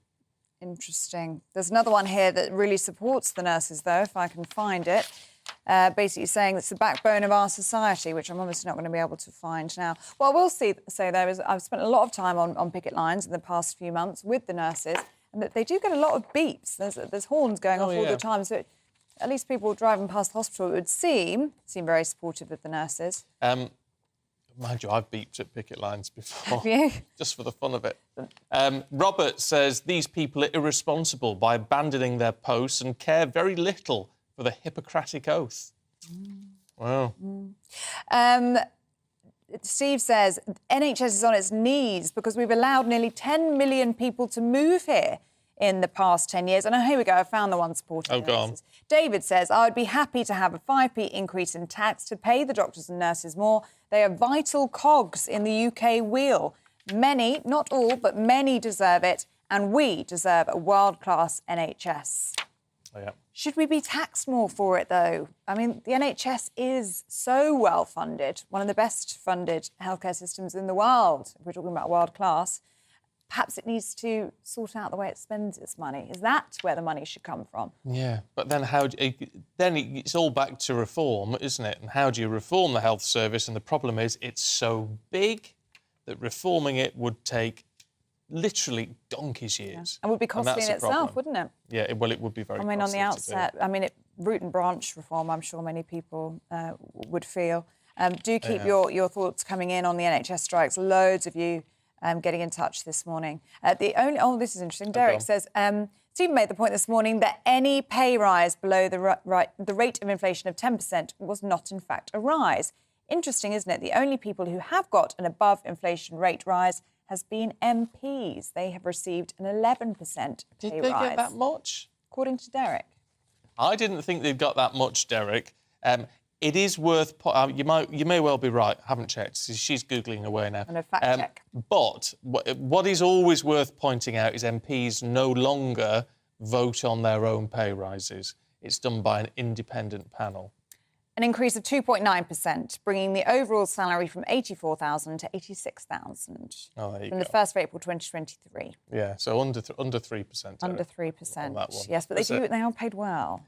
Oh, yes, a lot of money. It's a lot of money, but they don't do it themselves, which I think is... I mean, that stopped 25, 30 years ago, and that was a very good decision, to be fair. Yeah, and a point to make about MPs' pay is that it does increase kind of by 3% every year. And that's what the doctors would argue, that hasn't been happening for them, which is why they're getting that that's why they're demanding that 35% number, because they're adding together all of those 3-4% that should have been happening, they say, at least. Yeah. Keep your views coming in. It's great to hear from you. GBNews at gbnews.uk. Lots on the Grand National as well, so we'll bring you some of those a little bit later. That is dividing opinion. Now, to the States, because Jack Teixeira, a member of the Massachusetts Air National Guard, as we've told you about, was arrested on suspicion of leaking hundreds of secret defence documents. Yes, the 21-year-old has been charged in a Boston court on 2 counts under the Espionage Act as Washington reeled from the fallout of the worst leaks of US intelligence in at least a decade. Well, let's talk to Anthony Schaefer, who can join us now. And it's really good to see you this morning, Lieutenant Colonel. Look, how concerning is this? President Biden in Ireland just yesterday, the day before, sort of shrugged it off, said, well, it's nothing too much to worry about. Is it? It is. The fact that someone as young as he is, he's 21, was able to obtain a top security clearance and then obtain these documents. These documents are not easily to get, and they're not easy to get. When I was working inside the intelligence community, the information that is contained in those documents was very, very much protected. You would have to walk in, you'd have a folder, you would bring it in, they would look at it, they'd sign it, and you'd walk it back out. It was always very tightly controlled. And the fact that so much information that relates to current operations, boots on the ground, to include British boots on the ground apparently in Ukraine, that wasn't known before. The fact that the loss rate right now is about 7-1 in favor of the Russians, again, that's not what we were told. So the fact is that there's so much information that was very much protected by U.S. and NATO is now out, is indicative of the fact that somehow the security system in the Pentagon is deficient to the point of where it's laughable. I mean, these things should not have happened. And again, this kid is 17 years old in Massachusetts, which is nowhere near Washington. So a lot of questions have to be answered about how this happened. Yes, certainly lots of questions. And of course, other countries, especially allies of the United States, will be asking questions, and they'll be asking, can they trust the US to keep their secrets? It's a great question, Ellie. I looked at those documents and I recognized that the British had secrets exposed. Many of our allies did. And that's an excellent question. So the only thing I can say is when I served for 30 and a half years. We were very protective. And I advised, when Mike Pompeo was the director of CIA, I advised him. I advised the chairman of the Joint Chiefs, and we were able to protect critical information from public release. And I'm all for transparency. I'm a former whistleblower myself, but there's a distinct difference between giving out information of our allies to the public that can actually cause harm versus just gaining transparency about things which are not proper. And in this case, I think he's exposed a lot of secrets of our allies for no good reason at all. It's a very bad breach, to say the least. Why do you think we do have this attitude now? I mean, there's been a number of cases in the United States, of course, over the last sort of decade or so, where there is a perception amongst the public, isn't it, that the big state, the deep state, are keeping these secrets, and we, the people, need to know every last bit of what is going on. Because, as you know, and as anyone actually with an ounce of common sense knows, the intelligence world requires secrecy. There are things going on that if it gets found out, it puts lives at risk. Why do you think that is just being sort of forgotten by a younger generation? That's an excellent question. And as you point out, Stephen, this guy is very young. He's 21. I think it's a lack of concern by the fact that we haven't been in a war that requires diligence to the level of youth. I mean, the wars in Afghanistan and Iraq were not real wars. I mean, World War II was a real war. We had to mobilize. Everybody was in it together. Other wars like that, I think, really woke up the population and the need to keep security. I think the current generation has no sense of needing to protect things. And to your point, Stephen, the deep state, the permanent bureaucracy, it has a life of its own. And indeed, I think there's things that need to be discussed. Again, I was a whistleblower on issues relating to 9/11 and the failures then. I went through the proper channels when it was able to testify. With that said, others do not seem to have the high regard for security or protecting the need for the state to have some things protected. I'm not quite sure how that is, but it is a generational thing, it seems, from my point. Yes, certainly. So there will be questions of trust surrounding this leak. Absolutely. But the real effect here, one of the biggest, I'd say, is, of course, on Ukraine. I mean, they will have to change military plans as a result of this leak, won't they? I mean, there was talk in the leak about a spring offensive. That will all have to change. So the fact that so many supplies are in deficit, we don't know. The United States does not know if we can supply everything they need. And most importantly, it acknowledges that the S-300 anti-air defense system that they have will be out of missiles by mid to late May. So there's significant intelligence that was provided openly to the Russians that now either confirm or refute some of the things they knew. Plus the issues regarding the Spetsnaz, the issues regarding Wagner, the issue that apparently that there's far more access to the Russian military clandestinely because of agents is now known to the Russians, and the Russians are going to go looking for those who are our spies. So, yeah, it does compromise a number of programs and assets who are probably going to end up dead based on what was released in this report. Can I throw something totally random at you, Anthony? Stephen, please, yes. As a former defence intelligence operative at the CIA, I've just started listening again. I do a lot of the audiobook thing, and I've just started the whole Jack Ryan series again, the great Tom Clancy and the Jack Ryan series. Is there any accuracy in that? Does the CIA operate in the way that it's portrayed in some of these books? You ought to go on the internet and look at my Bond moment. I was actually I was in the International Spy Museum, Stephen, and my Bond moment is actually in the museum. You can Google Tony Schaefer, Anthony Schaefer, and my Bond moment comes up. And the answer is, yeah, there are actual Bond moments by a lot of folks. It's boring most of the time, but believe it or not, Stephen, the most accurate rendition of spying is actually Len Dayton. He wrote a series of books called Game, Set, and Match, Bernard Sampson. I highly recommend that book series. If you want to know what it's really like to be a spy, that's the most realistic spy anthology I've ever seen. There's boring times, there's exciting times. I wrote a book, Operation Dark Heart, that covered my time in Afghanistan. It's available in England. It sold very well there. It opens with me on an air assault with the U.S. Army Rangers, which is, an interesting way of starting a book. Through some of the things I did relating to other clandestine operations. So there is excitement being a spy. It can be very boring at times, though. But obviously, we all do our best to protect our secrets and do the right thing to protect our nations. Yeah, absolutely. Lieutenant Colonel Anthony Schaefer, it's always a pleasure to talk to you. Thanks very much indeed. Thank you very much. Thank you. See, I'd love a bit of that. Yep. I saw you making notes, and you should jot down the name Game, of this Set, book and as Match well. and all that. Yeah. I love all of that sort of stuff, and you can't help but wonder with some of it. You think, well, this is really what goes on.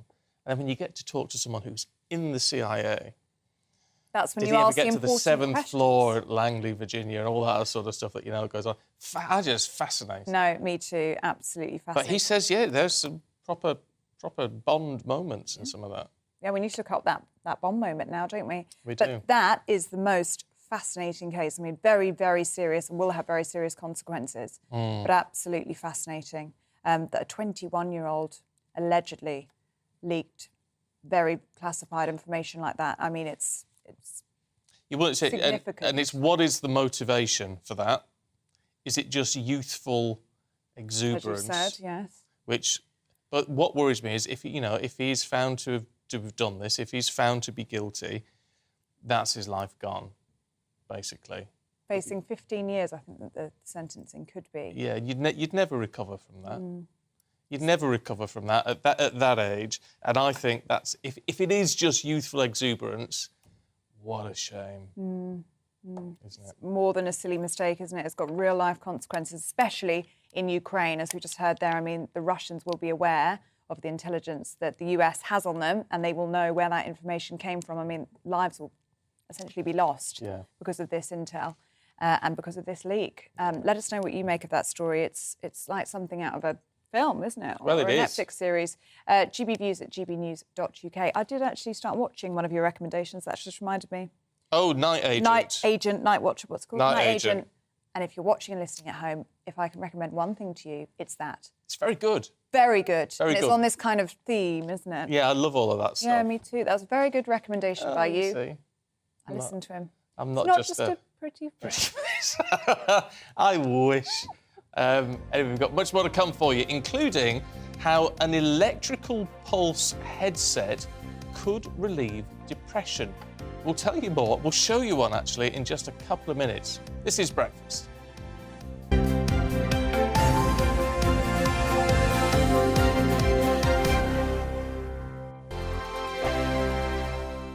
I joined GB News because I was sick and tired of not hearing my views being represented, not just mine, but so many people that I knew and spoke to. I just couldn't get my voice out there. I couldn't say anything. I couldn't do anything. Whatever the narrative was, I kind of had to follow it. GB News is there to provide a voice for those who have been ignored by the establishment media. We think different things, we've got a different style. GB News is here to be optimistic and positive about the future. It's real kind of dynamic and flowing, with the audience very much at the heart of it, like a big family.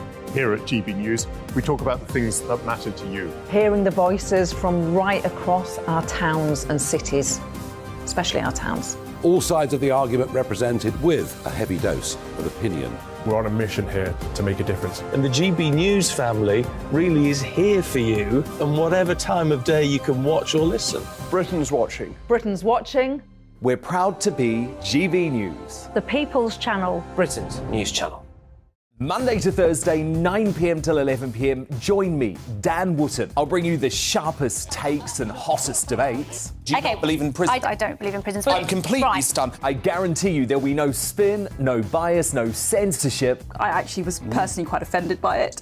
And no reason to go to bed. So I guess they've always been quite woke. That's Dan Wootton tonight on TV, radio and online. Monday to Thursday from 9 p.m. till 11 p.m. on GB News. The People's Channel, Britain's news channel.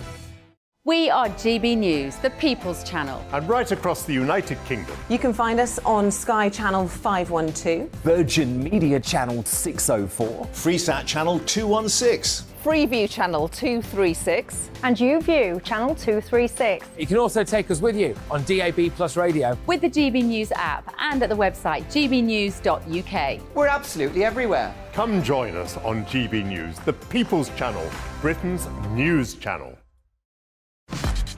Start the day with GB News. We catch up on all the big stories you didn't hear the night before. And take a look at what the world's talking about this morning. That's right, Monday to Thursdays from 6 o'clock. It's Breakfast with Eamon and Isabel. Straight after breakfast, join us, Bev Turner and Andrew Pearce. We're going to take you through till noon. We'll be tackling the big topics of the day, including the things that the other channels just won't talk about. If it's happening here. Wake up to mornings on GB News, the People's Channel. Britain's news channel.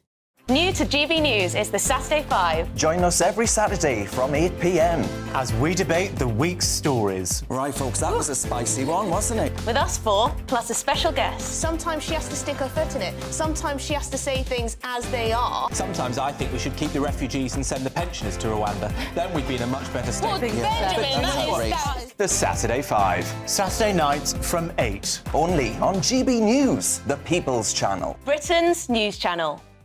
I'm Mark White. As GB News Home and Security Editor, I cover those key issues that are so important to you. Our authorities, our communities doing all they can to combat violent crime. With the public services under unbearable strain, why are we still failing to control our borders? Defence, the first priority of any government, has been continually hollowed out. Can we trust our politicians to protect the armed forces? Join me, Mark White, on GB News.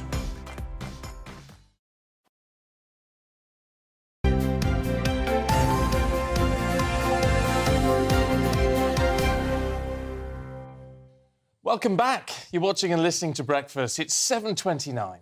Now, 5% of the population suffer with depression, and the NHS are trialling a new headset that is said to help relieve depression by sending electrical pulses to the brain. Yes, we've got one here. Here we go.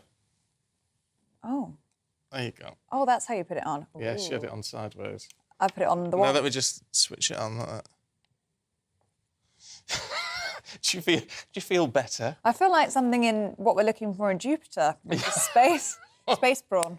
Anyway, a clinic which treats 5,000 people with anxiety, post-traumatic stress disorder and addiction hopes it will restore activity in brain cells, or well, there's look for you yet, which result in a reduction of depressive symptoms. Well, we're joined now by the founder of Flow Neuroscience, Daniel Manson, who can tell us more about the headset and how it can help. Good morning to you, Daniel. I'm wearing the headset right now. Tell us, how does it work? Yes. Feels quite funny. Well, first of all, you should wear it a little bit higher and without the hair in between. Yeah, right, basically, what it does is... Oh.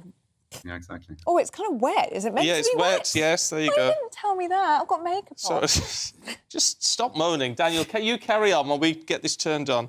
Yeah, of course. Oh. So what it does is that it sends in a very weak current. We're trying to stimulate the left side of what's called the dorsolateral prefrontal cortex, so the frontal parts of the brain. And we're doing this because if you can increase the activity on the left side, it has been shown in many studies that you can relieve the symptoms of depression. Does that, I mean, how does that work into, because the only thing I know about depression is there's often a lack of serotonin, and you have these serotonin reuptake inhibitors that a lot of people take. Because more serotonin sloshing around the brain means more communication and things. Does this work does this have a similar sort of way or not? Yeah, so when you take an antidepressant, you're working with the chemicals of the brain, and we are working with the electricity. So it's a multi-part system. The problem has been with the antidepressants that if you flood the brain with chemicals, you get other effects, what we call side effects. And when you do it with electricity, you can be a much more focal. So therefore, you don't get the side effects. So it has a lot of advantages working with electricity instead. I'm wearing it now. It's a very gentle buzz, actually. Sorry, it's dripping. It's a very gentle buzz, actually. It's not bad at all. How often would you be advised to wear it for? So it's not on at the moment.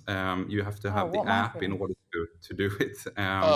So you're not stimulating at the moment. I don't know what I'm feeling then. Maybe it's the wetness. It's just... It's very gentle. So I mean, you can imagine, Daniel, people being, if they know nothing about this sort of thing, it looks a little bit scary. Things like electricity in the brain, we think of electric shock therapy, which is, I mean, it's still used, but much more rarely now. Are people going to want to embrace this, do you think? Yeah, so what we can say, we've been in the market for about 2 years, and our primary market is the UK. We have about 10,000 patients, mostly mavericks of mental health, people that have been depressed for a long period of time, have tried many different things, and they find it amazing, I would say. I'm biased, of course, being the founder of the company, but that you can use another type of technique than using the pharmaceuticals. But of course, there is some skepticism with all new kinds of technology, and this has nothing to do with any type of shock therapy. What's used in the hospitals is about 400 times stronger than what we are using, and this is a slightly tingling sensation underneath the electrodes, so no shocks whatsoever. What feedback have you had for people who've used it so far? It's different feedback, I would say. We see that around 40 to 50% get out of depression after about six weeks, and then it becomes a matter of severity of the depression on how long you're stimulating for how long time. But people are amazed that, as I said before, that you can try different things and it doesn't work, and then you can try this and it actually works for a big portion of patients. Well, I tell you what, for people who are really struggling with this, if it's a lifeline, then, you've just got to applaud it, because it can be a really dreadful thing, that type of depression or PTSD or what have you. Really good to talk to you, Daniel. Thank you very much indeed. Really appreciate it. I think it's fascinating. I love this sort of technology. No, it's great, isn't it? Especially if it's available on the NHS. I mean, if it works. We'll have to plug me in now and see if it works. But welcome it, definitely. For people who... I mean, it's debilitating, isn't it, depression? Oh, yeah. It's the most serious illness. Oh, it's dreadful. So, I mean, something like this, it's just easy to pop on. It's very light, I must say. And if you just if you need to pop it on for half an hour a day or something, I mean, I don't know. But I think you'd try anything, wouldn't you? And it's certainly... Well, the trouble is, it makes because there are these pads in it. Let me whip that off. Which look, you've taken off all my makeup. Sorry, the pads, sort of wet pads in there that you have to replace every time. But they were running down your face, so it made it look like you were crying. Makeup artist is going to have a great time. She's going to go mad. But there you go. But no, it looks easy enough, doesn't it? Nice and light. Yeah. I have to see. Could it catch on? Let us know what you think. Look at the state of me. gbnews@gbnews.uk. Very Star Trek, and therefore I think it's a good thing. Don't go anywhere. We have all your top stories and the papers heading away in just a few minutes.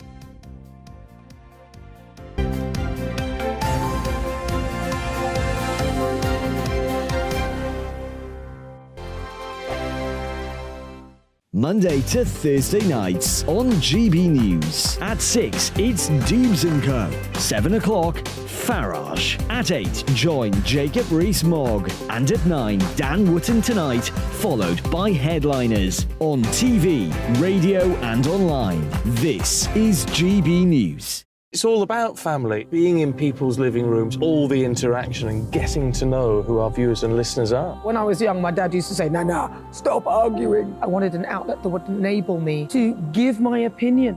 People are going through a really hard time right now, and I know that you don't feel like you're being listened to by the establishment. I came to GB News because it's the People's Channel, and I want the audience to have their say on the events of the day. We're dynamic. We do something different. Democracy shows that the wisdom of the nation is in its people. I get to travel to find out what the story is from a personal perspective. The British people aren't fools. We know when we're not being told the full story. We've got to work out how Britain moves forward from this. It's the best country in the world. The establishment had their chance. Now we're here to represent your views. Britain's watching. Britain's watching. Britain's watching. We're proud to be GB News. The People's Channel. Britain's news channel. Westminster is going around in ever-decreasing circles, followed by the media. Britain is broken. How on earth did we get into this mess? But more importantly, how do we get out of it?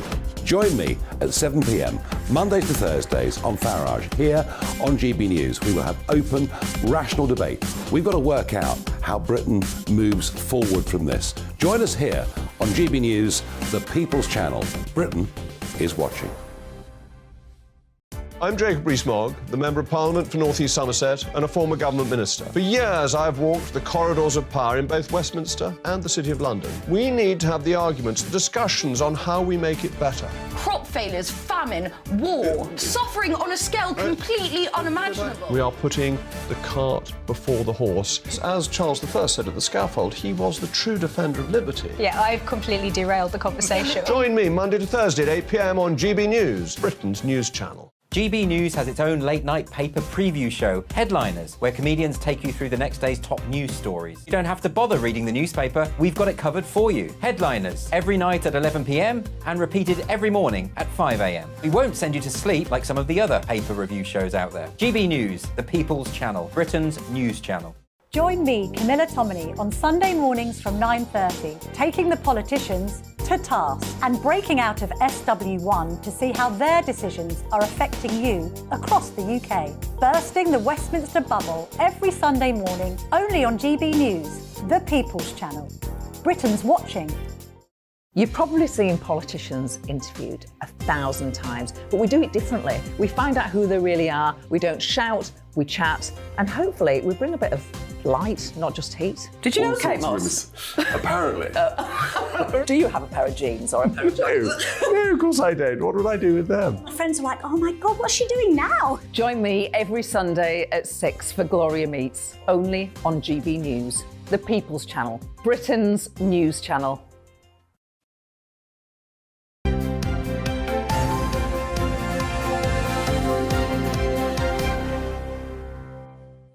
7:39. You're watching and listening to Breakfast. Ellie's had her makeup redone. I have. My fringe is still a bit wet, so please ignore that. But you had 2 white patches on her forehead. Looks like she had a pair of horns removed. But there you go from those Or little senses. white goggles on. But there you go. Excellent. Anyway. Thankfully, rescuing the situation will be Stephanie Tecci, who's going to take us through all the latest showbiz news in a few minutes. And bringing the glam back as well. Oh, yes. Well, it's time to go through the papers now. And joining us this morning is Fraser Myers, Deputy Editor at Spite, alongside journalist and political consultant Emma Burnell. Good morning to you morning. both. Good morning. Fraser, let's start with you. Afternoon leisure in the Times. So apparently this is the news that people are shirking from home. There's been a huge rise in... the afternoon leisure business is booming, so there's a huge rise in numbers of people in the work week getting their hair done, going to the golf course, going to the gym, having personal trainers. What, because the internet's gone down? Yeah, because they're... on work time, but working from home. So it's quite interesting. I mean, you know, there's a lot of variation in terms of whether working from home works for certain businesses and stuff. There are some businesses that will say, actually, it's been good for productivity. Our employees are happier, they're glad not to do the commute. But there are a lot of other businesses that say this is a bit of a disaster. So in the Times, they quote someone from the sales industry that says, yeah, our productivity has taken a massive, massive hit. From people not coming into the office, from people, idling away. And I think it is a little bit... It's always been a problem. Even when people were in offices, there was a lot of dead time, a lot of clock watching, a lot of presenteeism. But you could say that, you know, there is a sort of dirty secret of a section of the middle classes that they don't really do that much work, and they're getting paid a lot for it. Yeah. Oh, what do you reckon, Emma? I mean... It doesn't surprise me. Honestly, the idea that people work differently at home, they do structure their time differently. But I've been a manager. I'm not a manager at the moment because I'm freelance. I manage myself in my own time, and trust me, you have to get stuff done. I've always taken the view that you deliver the work for me by the time you say you'll deliver it. At what time you do that work is up to you and the way that your productivity works. I know that I'm really productive early in the morning and have a massive dip in the afternoon. So I structure my time that way. And I think I think it's down to the individual companies and their cultures and how it works for them. But if they're seeing productivity drop... Some are and some aren't. And I think that says that this isn't about the innate yes, no to working at home. It's about how companies work with their employees and structure it. It won't work for everybody, and there are some jobs you can't do from home. But there are plenty of ways that we can make this work and make it actually improve productivity and make ourselves happier. So I think it also depends not just on the individual companies, but the individuals themselves, right? So I mean, one of my friends, she just has to be across emails, so she's quite extremely lazy, mobile, isn't really. she? Well, she works really hard. That's Sue. She'll be terrible. You're a disgrace, Sue. she would actually be up till 1, 2 o'clock in the morning on her emails, but she would be in the salon with the emails on her phone, or she'd be getting emails. So I have as well. I have clients for whom I'm a media contact. You are not working 9 to 5. If there's a story that breaks in the evening, that's when you're working. And they would not then expect me to also do 9 to 5 type hours. No. It's just about managing the work, managing the people, getting the best from people, and part of that is giving the best to people. But you see, I know full well if it was me, I'd be all right for a couple of months. Yeah. But then I'd slack off. Yeah, you But that is also true of not for you personally, Steve, but I'm in no way putting this to you, but lots of people behave like that when they sat at a desk every day. Yeah, You're always, in any job... Well, I don't get the chance to do that here. Let me neck. I saw a wonderful diagram once about how you learn into a job, and in your first 3 months, you don't know anything. You don't know where the paper clips are on the loos or whatever. And then for the next sort of year, you're really rising in terms of your productivity, your ability, everything. And then after that, you plateau. And I think once you get to that plateau, a lot of people will coast a little bit. And we know, we've all worked with people who turn up from 9 to 5, but my goodness, they get a lot less done. Yeah. Let's have a look at the Telegraph, should we? Emma, this is yours. All to do with charities. We know charities are really struggling. I mean, they always struggle, but they're really struggling at the minute because in post-pandemic, post-cost of living and all the rest of it, they're being told not to get too political. Well, this is interesting because that's the headline, and yet the interview seems to be saying almost directly the opposite. Yeah. The interview was with the charity regulator, who... Yes. We'll get the right headline on screen at some point. Who has just taken a trip, actually, out to Romania to see some of the international aid charity money, particularly that was given to the DEC appeal after the recent earthquakes, to see how this money is really working in action. And he's really championing the charitable sector, including their right to campaign on causes that may be touch on politics. Now, he's asking them to do it in a civil way, which is reasonable, but I thought it was very interesting. I saw a tweet from a woman called Antonia Bantz, who is head of comms at the TUC, but she's also a charity trustee, and she's really welcoming what he's saying because he says he's championing the sector. He's saying people should get involved in causes and campaigns. What you can't do is say, Ofcom says vote for X party. What you can do as Ofcom is say, we think that any party who gets to government should do this, and we will put out policies before the election that we'd like to see them adopt.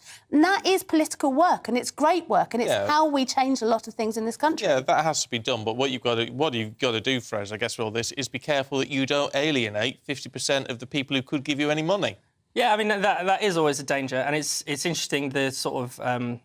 you don't want to restrict what charities can say, but it does feel you do have a sense they've become more political, more embroiled in debate. And it's interesting when you sometimes get slightly bizarre when you get state-funded charities funded by the government, and then they're being paid to lobby the government to either oppose or agree with their policies. I think there's we are starting to see a bit of a blurring of the line between what most people would think of as charities, going out doing good work.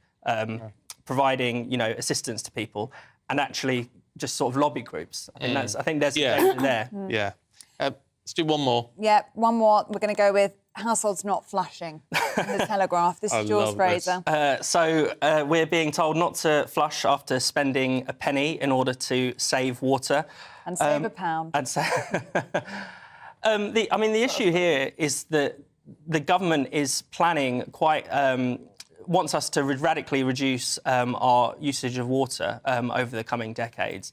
And the entire plan seems to be based on us cutting back. So it's not just about not flushing the toilet. There's even talk of power showers potentially being banned.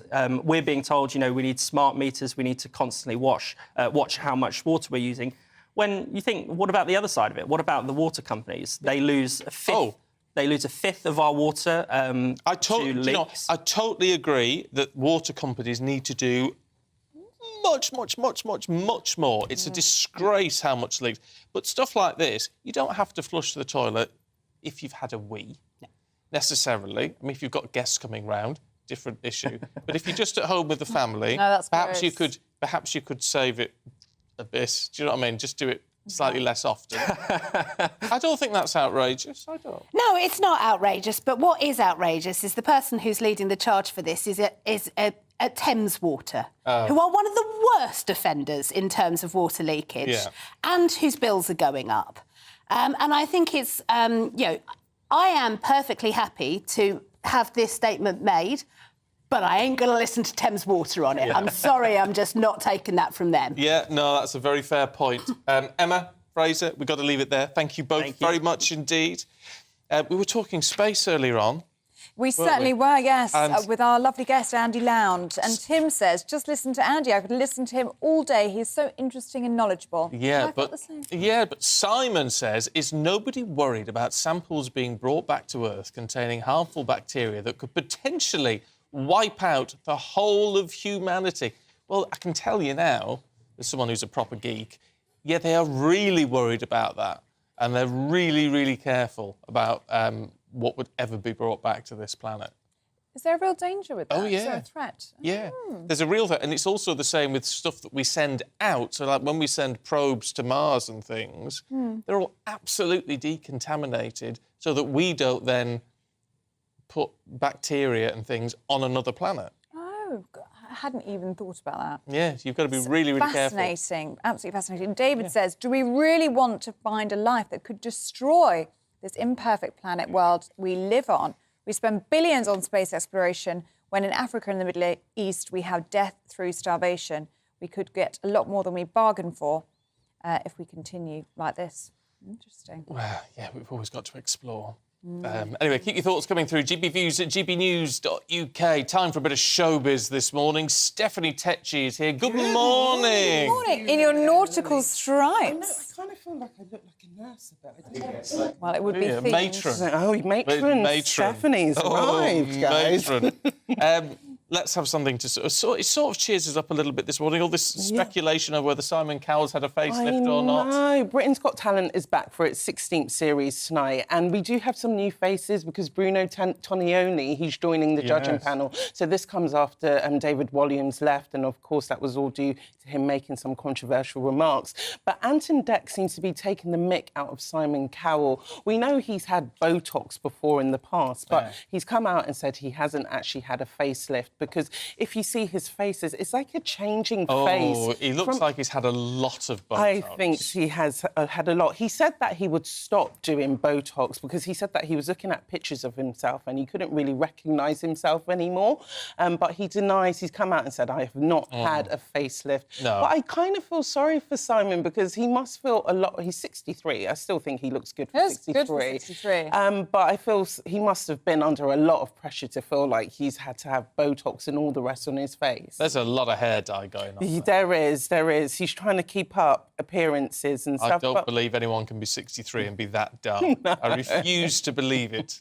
He's got a younger wife, he's got a young son as well, so I can imagine Simon's trying to, you know, make sure that he appears youthful sometimes. And the industry he works in as well. I mean, you're absolutely surrounded by beautiful people all of the time. Yeah. Yes, clearly had an impact. And it's weird, Danny, because I think, you know, it's kind of a think sense I of... feel in between you You two. look fabulous, Oh, Stephen. ever You're the part of the charm. fabulous crew. You're Don't worry. Glamour, Tetchy, you're glamour.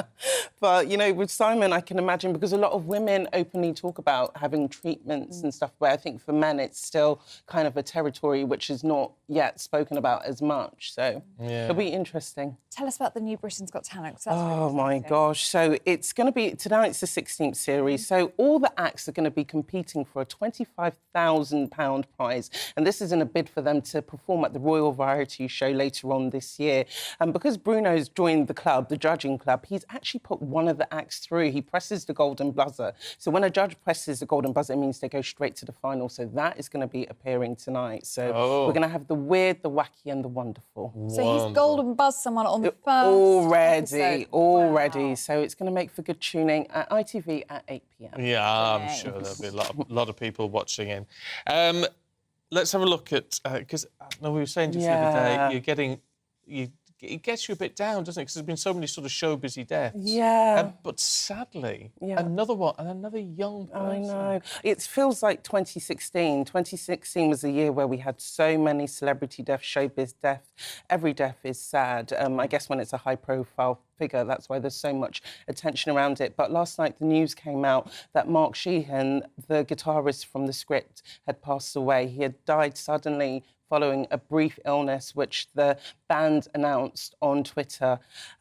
It's quite a devastating loss for the band. They've been together since 2001. If anyone's been to a festival or seen the script live, they are an amazing brotherhood. So I can imagine for Danny and Glenn, it must be such a shock. And you've met them before? I have met them before. I've interviewed them before, and they're just so lovely. Like, they've just got this Irish charm about them when you meet them. So I can imagine it's quite devastating news for both of them. They were actually due, they just only announced 2 weeks ago that they will be doing some new gigs in Wolverhampton and Blackpool, and they will be supporting Take That later on this year. So this comes as a big blow for them. Mark lived in the States, and the last thing that we've heard is that the band will be flying out there. It's only 46. I just don't understand what's going on, and it just goes to show how life can be short. And a young family as well. Yeah, it's absolutely devastating. 3 children and a wife. So it's really, really sad. Stephanie, thank you. We'll see you a little bit later on. Shortly. Don't go anywhere, because still to come, nurses' strikes are back on as members of the RCN reject the pay offer their own union said they should take. This is Breakfast on GB News. Hello there, good morning. It's a sparkling start to the day across many areas, settled through the weekend, although we will see some rain in the northwest on Sunday. And in fact, through this first part of the day, a little rain just lingers on across the far southeast, that low pressure system clearing towards France. Elsewhere, quieter skies, and with that, the chance of a frost yet again into Sunday morning towards the east. But first thing on Saturday morning, it's a cold start across more western areas. But with that, some good spells of sunshine. The rain fades away. We'll see a broken cloud through the afternoon across eastern counties, but that could spark 1 or 2 showers through the latter part of the day, which could turn out to be heavy. Temperatures then a lot higher than what we've seen, feeling warmer in that sunshine, 14 or 15 degrees Celsius, and a fine end to the day as these showers die out. However, notice towards the west, thickening cloud will bring some outbreaks of rain to Northern Ireland and western Scotland through into Sunday morning. Even a little rain for the Isle of Man, northwest Wales. Elsewhere, some clearer skies allowing temperatures to drop. We could see a grass frost across eastern counties of England as we enter Sunday. So first thing on Sunday morning, it's damp across the west. A bit of a breeze as well. A breeze for Shetland as well as Orkney. Elsewhere, a calm day, more in the way of clouds first thing. Even so, the cloud will break up and favoured spots for sunshine through the morning into the afternoon. Central southern England, East Anglia, Lincolnshire, Yorkshire, up towards Aberdeenshire, as well as Caithness. And a drier end to the day also for Northern Ireland. This rain becomes confined to the southwest of Scotland. And look at these temperatures, 17 or 18 degrees Celsius, feeling pleasantly warm in that sunshine. Now here's your outlook into next week. High pressure firmly in charge, some high temperatures, some warm sunshine, turning cooler in the east and the south through the middle part of the week. Bye-bye. Join me, Camilla Tominey, on Sunday mornings from 9:30, taking the politicians to task and breaking out of SW1 to see how their decisions are affecting you across the UK. Bursting the Westminster bubble every Sunday morning, only on GB News, the People's Channel. Britain's watching.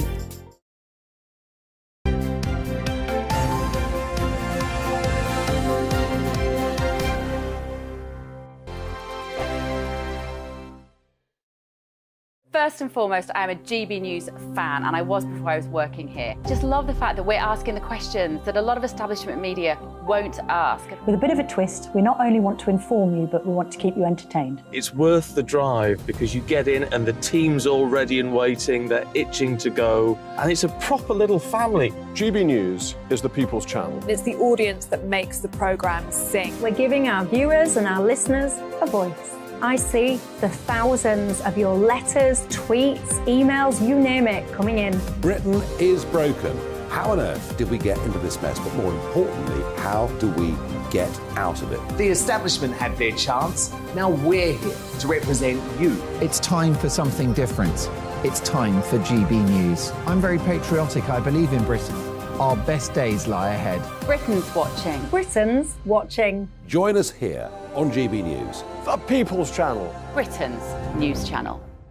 I'm Andrew Doyle. Join me at 7 o'clock every Sunday night for Free Speech Nation, the show where I tackle the week's biggest stories in politics and current affairs with the help of my 2 comedian panellists and a variety of special guests. Free Speech Nation, Sunday nights from 7 on GB News, the People's Channel, Britain's news channel. Here on GB News Live, we'll be keeping you in the picture, finding out what's happening across the country and finding out why it matters to you. We'll have the facts fast with our team of reporters and specialist correspondents. Wherever it's happening, we'll be there from 12 noon on TV, radio and online. GB News, the People's Channel, Britain's news channel.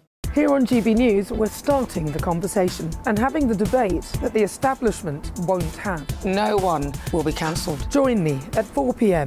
every Saturday and Sunday. We'll be discussing all the big topics of the weekend. Oh, get cracking! Always honest, always fun. Only on GB News, Britain's news channel. Hello, I'm Michelle Dewberry, and you can join me every weekday 6 till 7 on Jubes and Kerr. You're an inspiration to us all. Clip that bit off. Well, you are. That's my ringtone. My political ambitions those days are gone, I can tell you. She's only teasing. Go on. He's probably going to want to lay down now. I'll give him 2 minutes to have one. Let's respectfully disagree. That's what we like on Jubes and Kerr. Come and join us. GB News, the People's Channel. Michelle Dewberry, weekday evenings at 6 o'clock. I'm Simon Evans. Join me on GB News for Headliners at 11 p.m. What's the scoop? I'll be joined by 2 of the country's top comedians. That's right. As we take a look at tomorrow's newspapers tonight. We're going to get into trouble. If it's a big story, we'll be covering it. Spill some tea on him. There we go. But we'll also have some fun. I wouldn't stick up a bank. My father didn't love me. So anyway. Headliners every night from 11 on GB News, the People's Channel, Britain's news channel. We've got a brand new lineup every Saturday night on GB News. From 6 p.m, I'll give you my unique take on the world today. Then at 7, it's me, Calvin Robinson, with my Common Sense Crusade. New to GB News is the Saturday 5. 5 times the opinion. Join us every Saturday from 8 p.m. as we debate the week's stories. With us 4, plus a special guest. And at 9, of course, it's Mark Dolan Tonight. Brand new Saturday nights on GB News, Britain's news channel.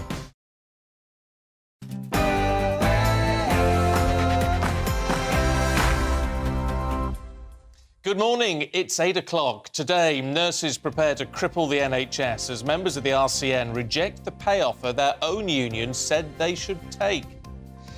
Britain is back, according to the Chancellor. The IMF says the economy will shrink, but Jeremy Hunt says they love his plans for growth. Animal activists at Aintree as protesters threaten to destroy the biggest day in British horse racing. A nasal nightmare if you've got hay fever. A pollen bomb is exploding across England this weekend. And Labour vows to crack down on rip-off subscriptions that renew automatically. We'll speak to the Shadow Business Secretary. It's Saturday, the 15th of April. I'm Stephen Dixon. I'm Ellie Costello, and this is Breakfast on GB News.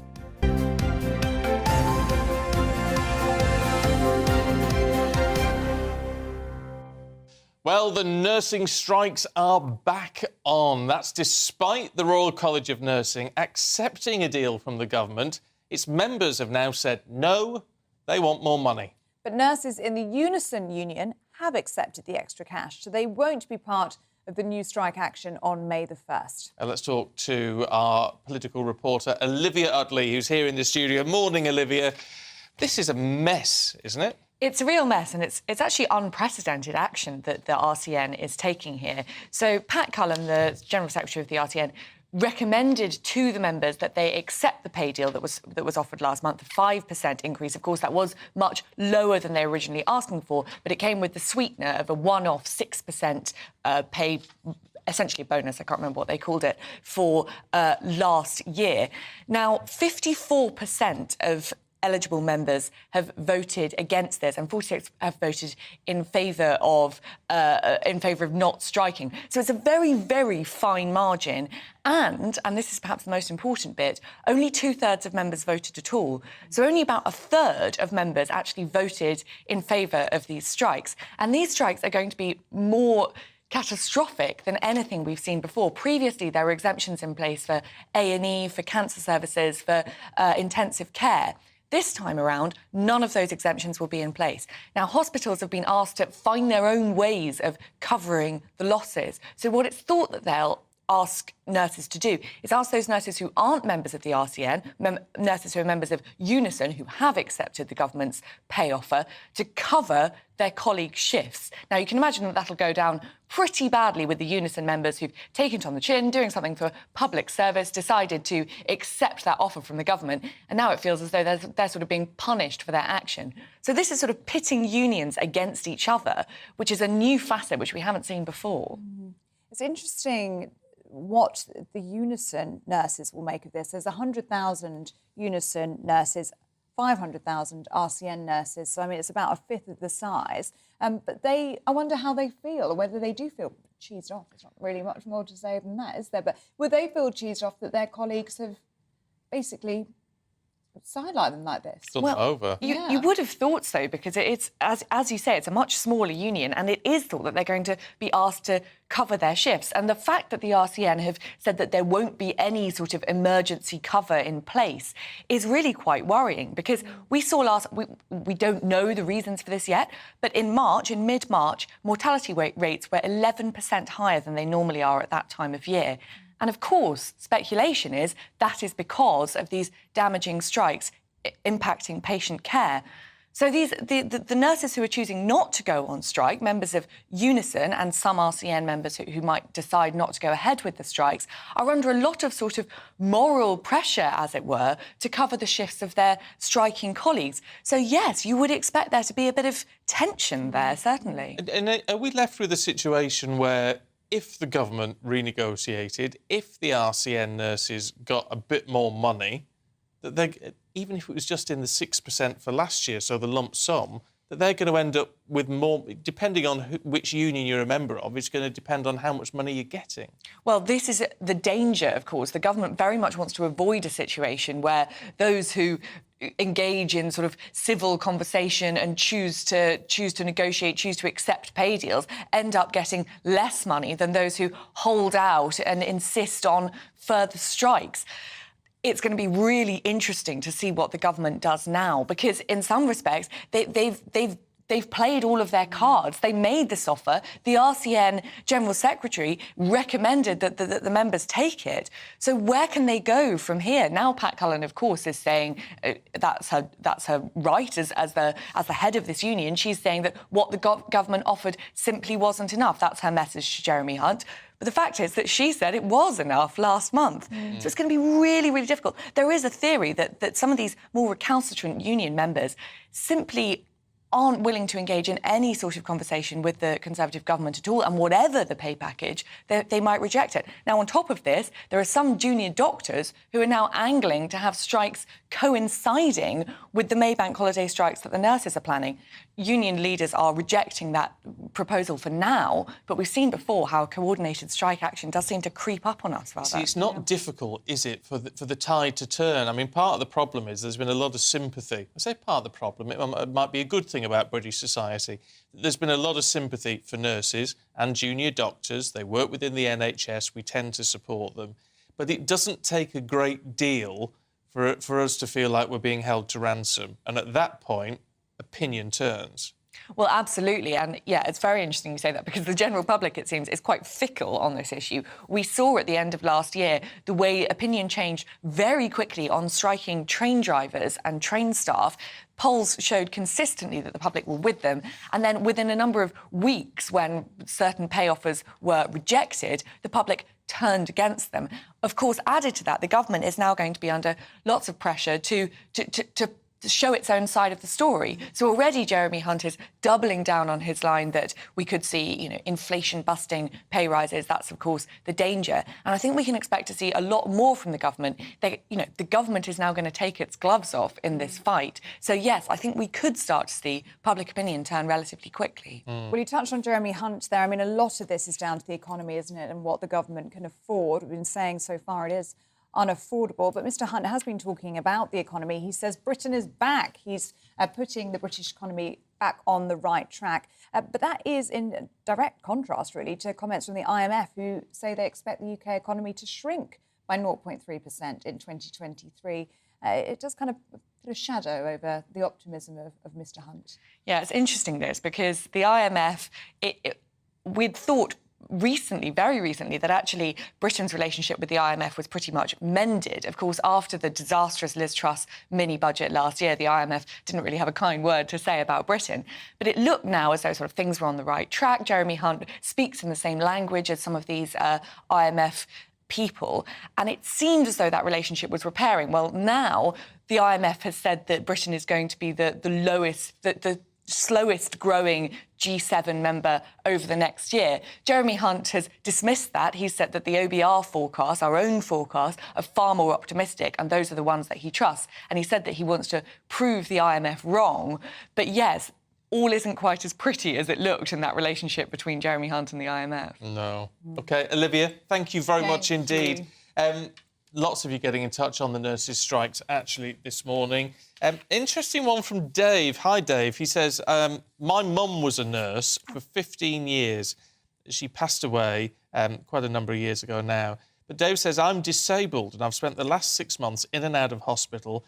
The nurses were not professional, and the majority were overseas agency nursing staff who didn't speak clear English.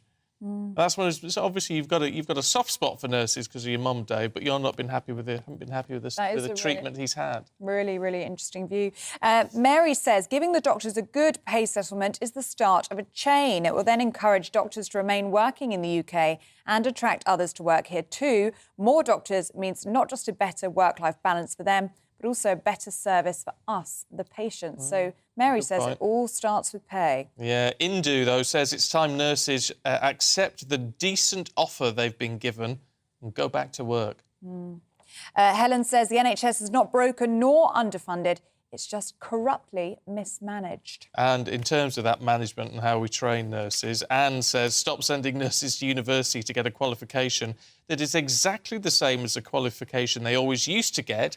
Train them in the hospitals as we always used to. That's come up before, actually, and I struggle to see why a university degree is necessary if you can learn on the job. It's practical, isn't it? But I might be wrong. I'm not a medical professional, so I don't know. If you are a medical professional and you've got a view on that, GBViews at gbnews.uk. Yeah, another issue is waiving the fees at universities. I mean, if doctors didn't have the vast sums of university debt, that may encourage people to actually, pursue a medical degree. It would. What you'd have to do... get more through the ranks. Yeah, what you'd have to do with that, though, is tie them in. Yeah. A bit like military service, you'd have to say, right, at the end, I guarantee I will work for the NHS for 5 years. 5 years, yeah. Something like that, 4 years. That's not a bad deal. I don't think that's a bad idea, because that's one of the biggest issues, actually, in this argument, especially with junior doctors. They say 7 years of university fees. Some of them, the take-home is just over £1,000 a month. Especially if you live in London, that's not even rent, is it? No. So university fees are a big issue in this. Let us know what you think. Should doctors pay for their medical degrees, or do you think we should waiver the student fees and perhaps sign them into the NHS? I don't think that's a bad idea. No, let us know what you think. GBViews at GBNews. We could be running the country, couldn't we? Yeah, you and I. That'd be good. There'd be a bit more common sense going on, I'll tell you that for nothing. I don't know what we call the party, though. And a bit more fun, I think. A bit more, yes, a little bit more fun. Yeah, we'll work on the name. Yeah. Dixie Chicks. The Dixie Chicks. I think that's been taken. That's been taken, thankfully. I'll work on that. It is 11 minutes past 8. Also for you today, hundreds of what's called Animal Rising activists, that's the name of the group, are set to disrupt the Grand National later, at least they want to. The group says 300 protesters will attend the Aintree racecourse to prevent the event from starting. They're also expected to block the traffic with a slow march along the main route. Police say they have a robust plan in place to stop any disruption. Fewer than a quarter of car thefts were attended by police across England and Wales last year. That's according to the Freedom of Information request submitted by the Liberal Democrats. The figures show there were over 47,000 incidents of car theft last year, but only just over 10,000 were attended. The government says it's working with police forces to ensure a strong response. The Japanese Prime Minister was evacuated from building after a suspect threw what appeared to be a smoke bomb. A loud explosion was heard, but Fumio Kishida was unharmed. a man was detained at the scene. And it comes, of course, just a year after the former Prime Minister Shinzo Abe was assassinated.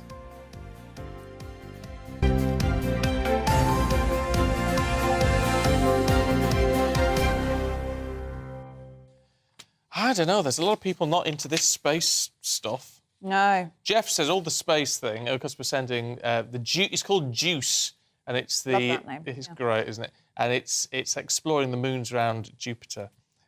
Waste of money, says Jeff, because there's nothing out there. Well, How do you know, Jeff?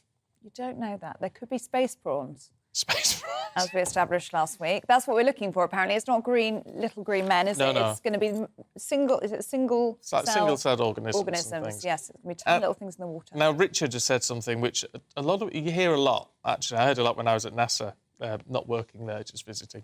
I was about to say. Oh, I wish. Pulled that one out of the bag. You've kept that one secret. He said the billions of pounds we're spending going into space would surely be better spent on people in our own world. And actually, Prince William reflected on some of that, didn't he? There is, and whereas I understand the argument, actually, what we learn from space travel and from space exploration actually has huge impacts here on planet Earth. And it's why they do a lot of experiments in space on cell structure and all this sort of thing. There's a lot of stuff happening out there. And even things like ABS brakes. We've all got ABS brakes on the cars these days. They save a lot of lives. That was only developed because of the space programme. Oh, and Velcro, we're being told in our ears. Yeah. So, yeah, and I think there is an investment in understanding the world around you and the universe in which you exist and what your part in that is. I think that's an investment, isn't it? But I do understand. I think that's been an argument since, the space race in the 60s has been, should we be spending that money elsewhere? Because it is costly. And just a few on the Grand National, because loads of you getting in touch on that. Oh, yeah. Because, of course, we are expecting, or at least they'd like to cause some disruption, these animal protesters, animal right protesters who are going to be there today. Let me just pick some of the best ones here. Patterson says, I stopped watching the Grand National and other racing over the fences on TV because I and thousands of others saw horses having to be put down after a fall. Having seen that twice, it was too much for me and I can't watch it anymore. Wendy says, though, anyone who doesn't like the horse racing, just don't watch it. If the horses didn't like it, they simply wouldn't run. And I was making that point earlier, isn't it? The horses actually do continue, don't they, even when their jockey falls off? They do, but like it. But I don't know, Wendy, if that's... I mean, the argument is that they're made to do it and they're bred to do it and all that sort of thing. I don't know. Tony says hurdles should be banned as well as whips, should be flat racing only. I do follow horse racing, but not the hurdles. But Jackie says the fences have been lowered, because we mentioned that earlier on. If you lower it anymore, it will just be like a normal flat race. They've also stopped the whip being used so often. So changes are being made, according to Jackie. Matthew says, you are right. Horses do love running. They love it even without a human on top. Horses are broken to the point that they accept humans riding on them. Just like all animals, horses love freedom and running around like their wild ancestors. Yes. Jane Evans says horses are herd animals. They just run together, which is why they carry on. Right. But she also sent a very angry emoji face, so I don't think Jane's in favour of the racing. No. Morning, Jane. It's certainly something that divides people. Will you be watching the Grand National today? What do you make of it all? Should it continue? Should it be changed? Should we still be using the whip? Let us know what you think. gbviews@gbnews.uk. Now, although you may have a good time watching the Grand National if you are into that, this weekend could spell misery if you've got hay fever because, wait for it, a pollen bomb is exploding across the UK. Yes, the Met Office has issued a warning about soaring pollen levels covering most of England. Let's talk to weather journalist Nathan Rao, who's here. Good morning. Good morning. It sounds extremely dramatic. A pollen bomb, it sounds horrific, doesn't it? What's going on? Well, there's good news and there's bad news. The good news is it's going to start getting warmer from tomorrow into next week, but the bad news is that when the temperatures start rising, so do the pollen counts. And today and tomorrow, the pollen counts are going to start rising. High today, according to the Met Office, very high tomorrow. So if you're a hay fever sufferer, look out tomorrow. But all happening at once when the trees, this is a tree pollen problem. Right. And so that is where the term pollen bomb comes from, because all of a sudden we've come out of the wettest March in 40 years and a miserable April, and we're going into warmer weather, and all of a sudden the trees start spewing out their pollen all at once and we all start sneezing. Is this very early, Nathan? I feel like April, I'm a hay fever sufferer. I really suffer with it. but it does feel quite early this year. I don't think it's especially... I'm a hay fever sufferer as well. I get it really badly. I think it all depends on when the temperatures start rising and what sort of weather we've had going up to that. We've had very damp weather. The trees love that. The grasses love that. And it's all coming out now. So it's sort of, I don't expect we're mid-spring now, so it's about the time you'd expect to see this happening. But it's all coming at once this weekend, which is the problem. Yeah, so what happens then, as soon as the weather changes, which we're expecting on Monday, aren't we? A bit of a miserable week. Does that mean it's going to chuck it down and bed the pollen down a little bit? Well, it's funny you should say that. Actually, on Monday, we're expecting higher pressure, which means we're getting better weather next week. So it's going to start turning warmer. Don't hold me to it, but should be warmer through the week and drier. But the weather does affect pollen in lots of interesting and weird and wacky ways. Now, you mentioned the rain. That can bring pollen that's raised up into the sky back down to nose level. So if you get rain, you can actually get worse pollen. Right. And if you get a thunderstorm, you can get thunder fever, which is the pollen grains, which are tiny and get up your nose and irritate them. When there's a thunderstorm and lightning, they can split into smaller, more irritable particles, get up your nose, and you can notice your hay fever getting worse during a thunderstorm. It's called thunder fever. So we've got thunder fever, potentially. From a pollen bomb. We've got pollen bombs. Yeah. We're blaming tree pollen. What about grass? There's grass pollen and flower pollen, and it all just affects us slightly differently. They do affect slightly different. The grass pollen and the fungal spores as well. They're all they're all low at the moment. Oh, excellent. They're all low. It's tree pollen. And it's hornbeam, ash and birch and little oaks that you've got to worry about this weekend. Right. Okay. And what are the areas? Little oak. Only the little ones. Only the little ones, yeah. Big ones are not so bad. What are the areas that are going to be most affected? So today it is going to be Western England. So if you take the West Midlands westwards and downwards, that's going to be high today. That's according to the Met Office's pollen count. And tomorrow, very high, pretty widely, actually, across the country in Scotland as well. You've got tomorrow, which is Sunday, Edinburgh high, Belfast medium, Leeds, London, very high. Pollen counts tomorrow in Cardiff high, so pretty much everywhere tomorrow is going to be a grim day for pollen sufferers. Oh, right. But you see, No escape. Do you suffer with hay fever? I've started a little bit as I've got older. Have you? But it's not horrific. But it's not horrific. I'm not a streaming eyes. I just get a bit of a runny nose. Yeah. Powder sprays. I was about to say, have you got any tips? Yeah, well, there are some tips, actually. This is from Haymax, these tips. Close your windows. Vacuum. Wrap around sunglasses. There you go. Fitting. Please. Really? Wash your hair when you come in, because your pollen can get caught in your hair, so wash it, come in. Obviously, see pharmacists and doctors for advice about hay fevers, but nasal barriers and nasal sprays and all those sorts of things are available to us. Antihistamines and all that sort of thing. Yeah. They do seem to work. But I'm just blown away, excuse the pun, by the fact that rain can make it worse. Yeah, it can bring it down to nose level. Right. It rises. And I find it fascinating that it depends on the time of day as well, as you were saying. So it's the morning and the evening. And the evening. Traditionally, it's morning and evening because that's when plants and trees and things spit out their pollen. Spit out? You're not a fan. It's very good for the world. Pollen. Pollen, yeah. Is it? Well, it helps things grow, yeah. Yeah. I think that there's a plus side to everything, Stephen. And yes, if we weren't for pollen, we wouldn't be here. So just get out of bed either earlier or later and get home earlier or later. And wash your hair. And wash your hair and take an antihistamine and you'll be fine. Yeah. Nathan, Thanks, good to see you. Thank you very much indeed.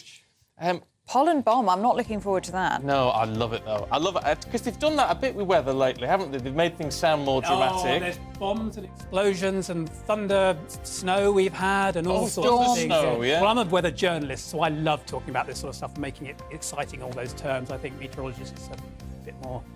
Is that the most relaxed about their attitude towards it? It's the most British job ever, isn't it? Just talking about the weather. About the weather all day long. Perfect. Well, amazing. It always keeps people interested. Yeah, and we love it. Talking about it. We love it when you come in. It's going to be nice for the Grand National, is it? Today in Aintree? Don't hold me to it. Should be.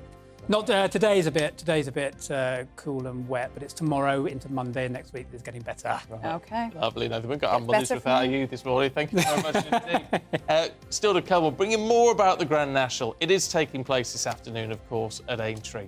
This is Breakfast.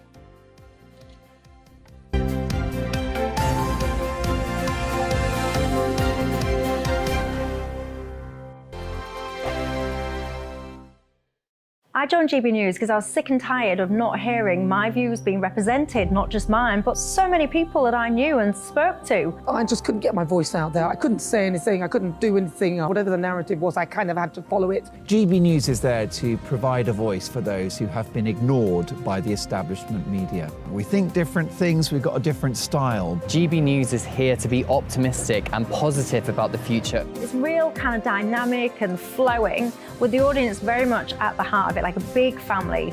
Here at GB News, we talk about the things that matter to you. Hearing the voices from right across our towns and cities, especially our towns. All sides of the argument represented with a heavy dose of opinion.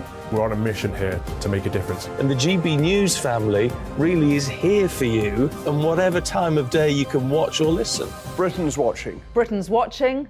We're proud to be GB News, The People's Channel. Britain's news channel. Monday to Thursday, 9 p.m. till 11 p.m. Join me, Dan Wootton. I'll bring you the sharpest takes and hottest debates. Do you not believe in prison? I don't believe in prisons. I'm completely stunned. I guarantee you there'll be no spin, no bias, no censorship. I actually was personally quite offended by it. And no reason to go to bed. So I guess they've always been quite woke. That's Dan Wootton tonight on TV, radio and online. Monday to Thursday from 9 p.m. till 11 p.m. on GB News. The People's Channel, Britain's news channel.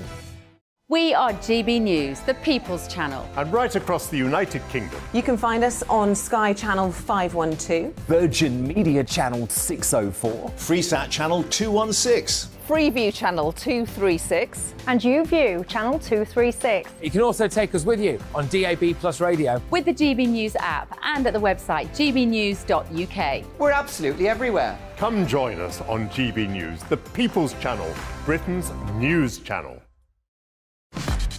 Start the day with GB News. We catch up on all the big stories you didn't hear the night before. And take a look at what the world's talking about this morning. That's right, Monday to Thursdays from 6 o'clock. It's Breakfast with Eamon and Isabel. Straight after breakfast, join us, Bev Turner and Andrew Pearce. We're going to take you through till noon. We'll be tackling the big topics of the day, including the things that the other channels just won't talk about. If it's happening here. Wake up to mornings on GB News, the People's Channel. Britain's news channel. New to GB News is the Saturday 5. Join us every Saturday from 8 p.m. as we debate the week's stories. Right, folks, that was a spicy one, wasn't it? With us four, plus a special guest. Sometimes she has to stick her foot in it. Sometimes she has to say things as they are. Sometimes I think we should keep the refugees and send the pensioners to Rwanda. Then we'd be in a much better state. Well, Benjamin, that is... The Saturday 5. Saturday nights from 8. Only on GB News, the People's Channel. Britain's news channel. I'm Mark White. As GB News Home and Security Editor, I cover those key issues that are so important to you. Our authorities, our communities doing all they can to combat violent crime. With the public services under unbearable strain, why are we still failing to control our borders? Defence, the first priority of any government, has been continually hollowed out. Can we trust our politicians to protect the armed forces? Join me, Mark White, on GB News.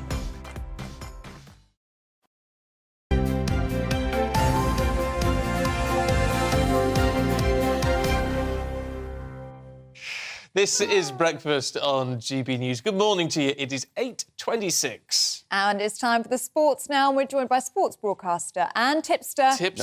Mags Nags. Mags. Aidan McGee. How are you, okay? Yeah, all right. I wouldn't take a tip from you for all the tea in China. Well, I don't know. I'm sticking with Mr. Incredible. Are you? I am, yeah. Harry Redknapp's got... let me see what he is at the moment. He is, 12 to 1. So the betting changes... betting changes all the time. At the moment, Delta Work is the favourite at 9s, but the bookies are expecting a massive flurry on Rachel Blackmore on Ain't That a Shame. She won 2 years ago. On 2021, first female winner of the national, and they think they're worrying that if a load of money goes on her, then it's going to see the bookies cleaned out. I mean, in total, they're looking at £150 million. They can only bet today. They reckon in the whole of the race. And it really is the king of the 150 million. Yeah, there's some money out there somewhere. Yeah, people... They reckon 1 in 3 adults will place a bet today. Really? I haven't won since party politics in 1992. 92. Oh, 96. And 5 days before the general election of that year, of course, where John Major got a 21-seat majority. Yeah. But that was the last bet you ever played. Yeah, it was. It's 15 to 1. Not that you've told this story before, right? No. I told it every week, even in 51 weeks where we don't have a Grand National. Yeah, exactly. But it's an interesting one. I think that Shane ridden by Rachel Blackmore. Her partner, her boyfriend, Brian Hayes, is running Mr. Incredible. Oh, is he? He is. They've been together 3 years. Rivalry, isn't it? Well, they don't talk about horse racing, apparently. Oh. Weird. Yeah, they don't drink either, so all that bubbly they win from their races just goes to waste. Well, it doesn't go to waste. Someone has it. There's talk that if she wins today, she may take a career break and start a family. All right. So there's a lot riding on today, if you pardon the pun. Yeah, so that's a bit too much information, isn't it? I don't know. Well, it was in the Sun. Oh, well, there you go. That's up to them. But do we need to know the details? Harry Redknapp as well. He has a horse in the race. Back on the lash. That'll be on the lash. Yeah, that'll be me when I've in a few weeks' time. Yeah, well, go on, Harry. Yeah, so that's 33 to 1 as well. Thing is, Have we got any 100 to 1 shots? Yeah, we've got some at the bottom here as well. I mean, they're not really horses that I would necessarily recognise. I mean, it's not the lottery that used to be. People used to say, well, horses from anywhere can win the Grand National. You are seeing the more pedigree horses winning over the last sort of 10, 15 years. I mean, you saw Tiger Roll win it in 2018 and 2019 as well. So the calibre horses, because of the money involved, you're going to get top horses at the top end of the race. Ascaria 10, 150 to 1, ridden by Mr. Heskin. It's an Irish horse trained by Gordon Elliott. So I don't think you'll see anything from that group, if I'm honest with you. But the race, the favourites will change as the day goes on. Don't forget, we're not underway until 5:15. So late, plenty of time to get bets on. But there's 70,000 people in the actual stadium, 16 fences, worldwide audience. What do you reckon? Oh, I don't know, in the billions. No, it's not in the billions. No, not quite. But not. See, calm down. I get a bit excited. 12 billion. No, 600 million. So I mean, that's not far off Super Bowl numbers. It's a lot, really? It's a lot more than you think. It is, yeah, exactly. Well, it's about 8% of the world's population, isn't it? That's not bad going. No, it's not bad at all, yeah, exactly. Well. And the dress code is very interesting this year, isn't it? Because they've relaxed it. They have, although everyone ignored it. Everyone upheld the dress code. Yeah. Which has been in place for decades and decades. So, I think. Yeah, exactly. So there were some great pictures of fascinators and dresses and everything. Somebody was saying they ordered their outfit 2 years ago, and it turned up last week, cutting it a bit fine. But this is the thing. It's one of the only places where you can dress like that. Yeah, and you splash on a bit of part of the fun. Splash on a bit of Nutella as well. Fake tan he's talking about. Yeah, that's rich coming from you. Well, we don't want to go there, do we? But no, it's been upheld. The people have ignored the relaxation. I mean, who even asked for it to be relaxed, really? Yeah, I know. It does seem a bit. Well, even at the other races that we have around the rest of the calendar. We see them. The dress code is a big part of it.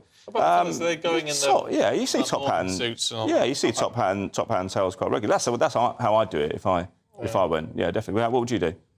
Yeah, probably. Oh, you'd have to. I have been to Ascot in the past, and I did wear top hat and tails. And would you agree it's part of the fun? Yeah. You don't want to go relaxed. It is, but it's very expensive to hire, isn't it? It costs a lot of money. You've got to have a bit of money just to go. Possible disruption as well. Oh, yes, of course. With animal rights. Did I mention Harry Redknapp's got a horse? You did. You did mention. Have I mentioned it on air or off air? Yeah. Did I? Sorry, OK, I'm going mad. Yeah. But 33 to 1 shot anyway. I think people should get behind him. He's one of our own, isn't he? On the lash.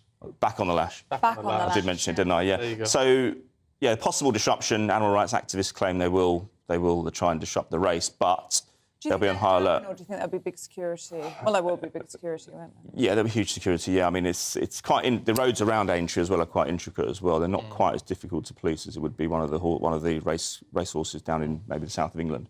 So that plays into it.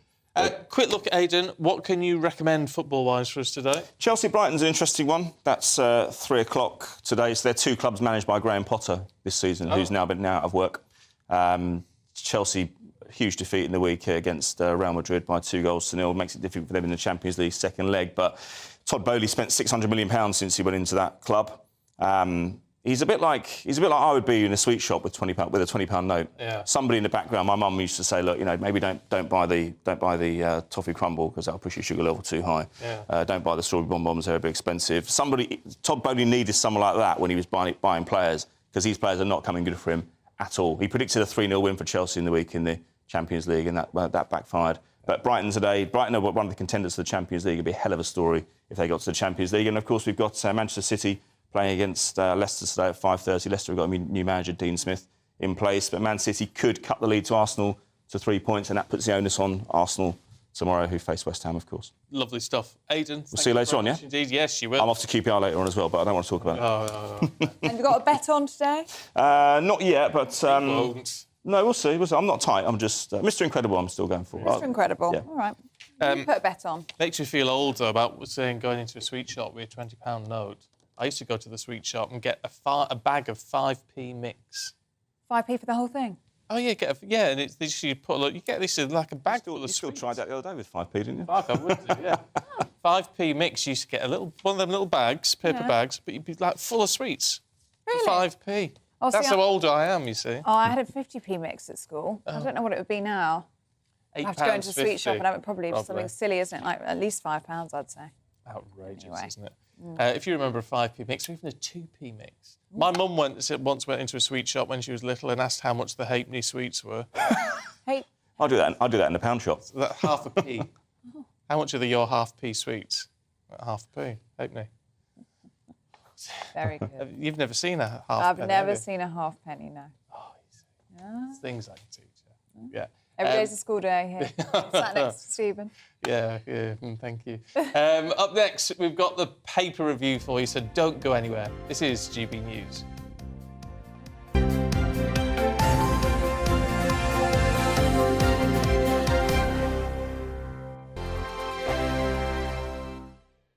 Monday to Thursday nights on GB News. At 6, it's Dubes & Co. 7 o'clock, Farage. At 8, join Jacob Rees-Mogg. And at 9, Dan Wootton Tonight, followed by Headliners. On TV, radio and online. This is GB News. It's all about family, being in people's living rooms, all the interaction and getting to know who our viewers and listeners are. When I was young, my dad used to say, Nana, stop arguing. I wanted an outlet that would enable me to give my opinion.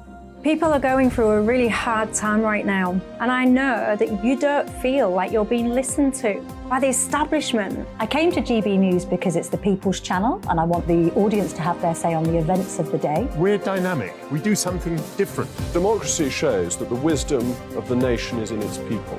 I get to travel to find out what the story is from a personal perspective. The British people aren't fools. We know when we're not being told the full story. We've got to work out how Britain moves forward from this. It's the best country in the world. The establishment had their chance. Now we're here to represent your views. Britain's watching. Britain's watching. Britain's watching. We're proud to be GB News. The People's Channel. Britain's news channel. Westminster is going around in ever-decreasing circles, followed by the media. Britain is broken. How on earth did we get into this mess? But more importantly, how do we get out of it? Join me at 7 p.m, Mondays to Thursdays on Farage. Here on GB News, we will have open, rational debate. We've got to work out how Britain moves forward from this. Join us here on GB News, the People's Channel. Britain is watching.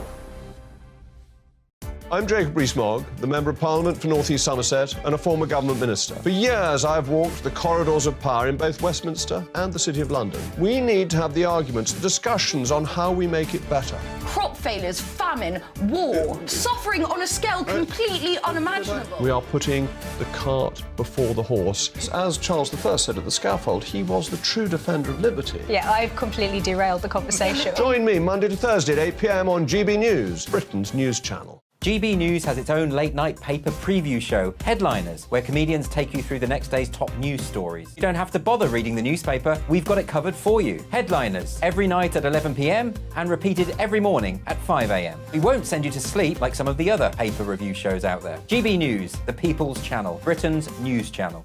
Join me, Camilla Tominey, on Sunday mornings from 9:30, taking the politicians to task and breaking out of SW1 to see how their decisions are affecting you across the UK. Bursting the Westminster bubble every Sunday morning, only on GB News, the People's Channel. Britain's watching. You've probably seen politicians interviewed 1,000 times, but we do it differently. We find out who they really are, we don't shout, we chat, and hopefully we bring a bit of light, not just heat. Did you know, All Kate sorts of Moss? Apparently. Do you have a pair of jeans or a pair of jeans? No, of course I don't. What would I do with them? My friends are like, oh my God, what's she doing now? Join me every Sunday at 6 for Gloria Meets, only on GB News, the People's Channel, Britain's news channel.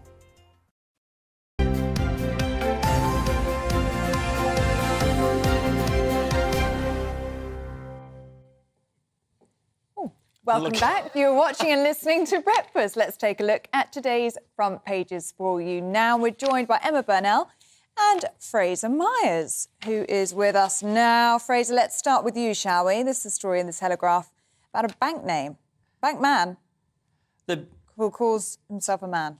No. The bank Monzo has called a man a nasty name. They've called a customer. Well, it says here, bank man, name calls man. That's what I'm dealing with. Yeah. So essentially, Monzo, the bank, the sort of new age bank. Is that something to do with NatWest, Monzo?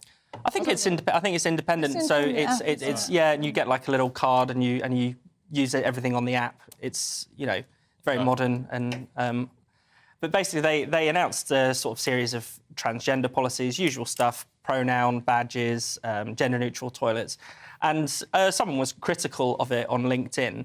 And then it's discovered that all of the staff had found out his name, his details, where he worked, and they were having a massive slagging off session at this man's expense, calling him a horrible TERF, saying, disparaging his company and things like that. And I think it's an interesting... it's an interesting story because it used to be a sense that the customer is always right. But now that companies have become a bit more politicised and they are taking these stances on trans issues, race issues, whenever there's some customer pushback, you get the sense that actually, a lot of the brands criticise the customers and say, actually, the customer is wrong.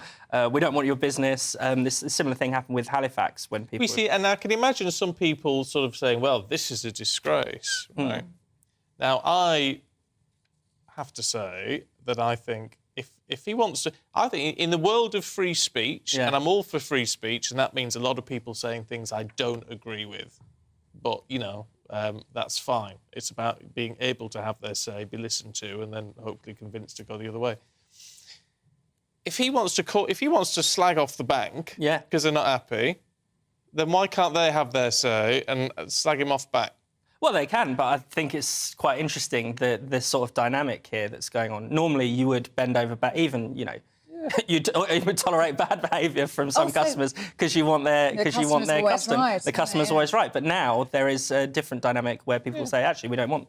don't want your business. We don't want your business. No, I mean, and to be fair, actually, when you look at what he said, he asked a very polite, it was a really polite question. And what he said, I'm uncomfortable about what this means for LGB people who are not interested. I'm uncomfortable what this means for gender-critical feminists in the workplace. What does slightly make me laugh about this is a man who identifies as man. This person is not a trans person and they're not a woman. And they're calling him a TERF. Now, TERF is the slur that is used, and it means trans-exclusionary radical feminist. Now, the thing about the radical feminist movement is only women can apply. It can only apply to women. Radical feminism is a particular type of feminism that is exclusionary of men. I'm offended by that. Well, and you have a right to be offended, but it is what radical feminism... So if you're going to be so het up in your own ideology that you're going to use slurs, you should at least understand what it is that you're calling people and why it might not apply to a man. It has become like a slur. It's a bit like witch nowadays. That word TERF, or that nasty woman. I just thought it was something you mowed at the weekend. That's who you are. If only we were in that world. How much less complicated things. I'm clearly out the loop. Let's have a look at the Mirror and £18 billion of debt on prepaid meters. Yeah, this is a really, really worrying story. And we've talked about prepayment meters on here several times. There are lots of different issues with it. And it seems that what's happening is that debt is being taken off the credit of people whose electricity is already going up.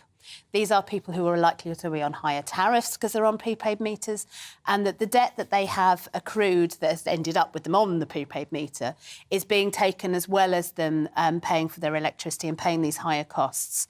And sometimes this is leading to really quite a lot of hardship. There's a story, a case covered in the Mirror here, of a woman who needs a stair lift and she can't use that stair lift. She can't afford to use that stair lift because A, the electricity is too expensive, and B, too much of it is going on paying debt.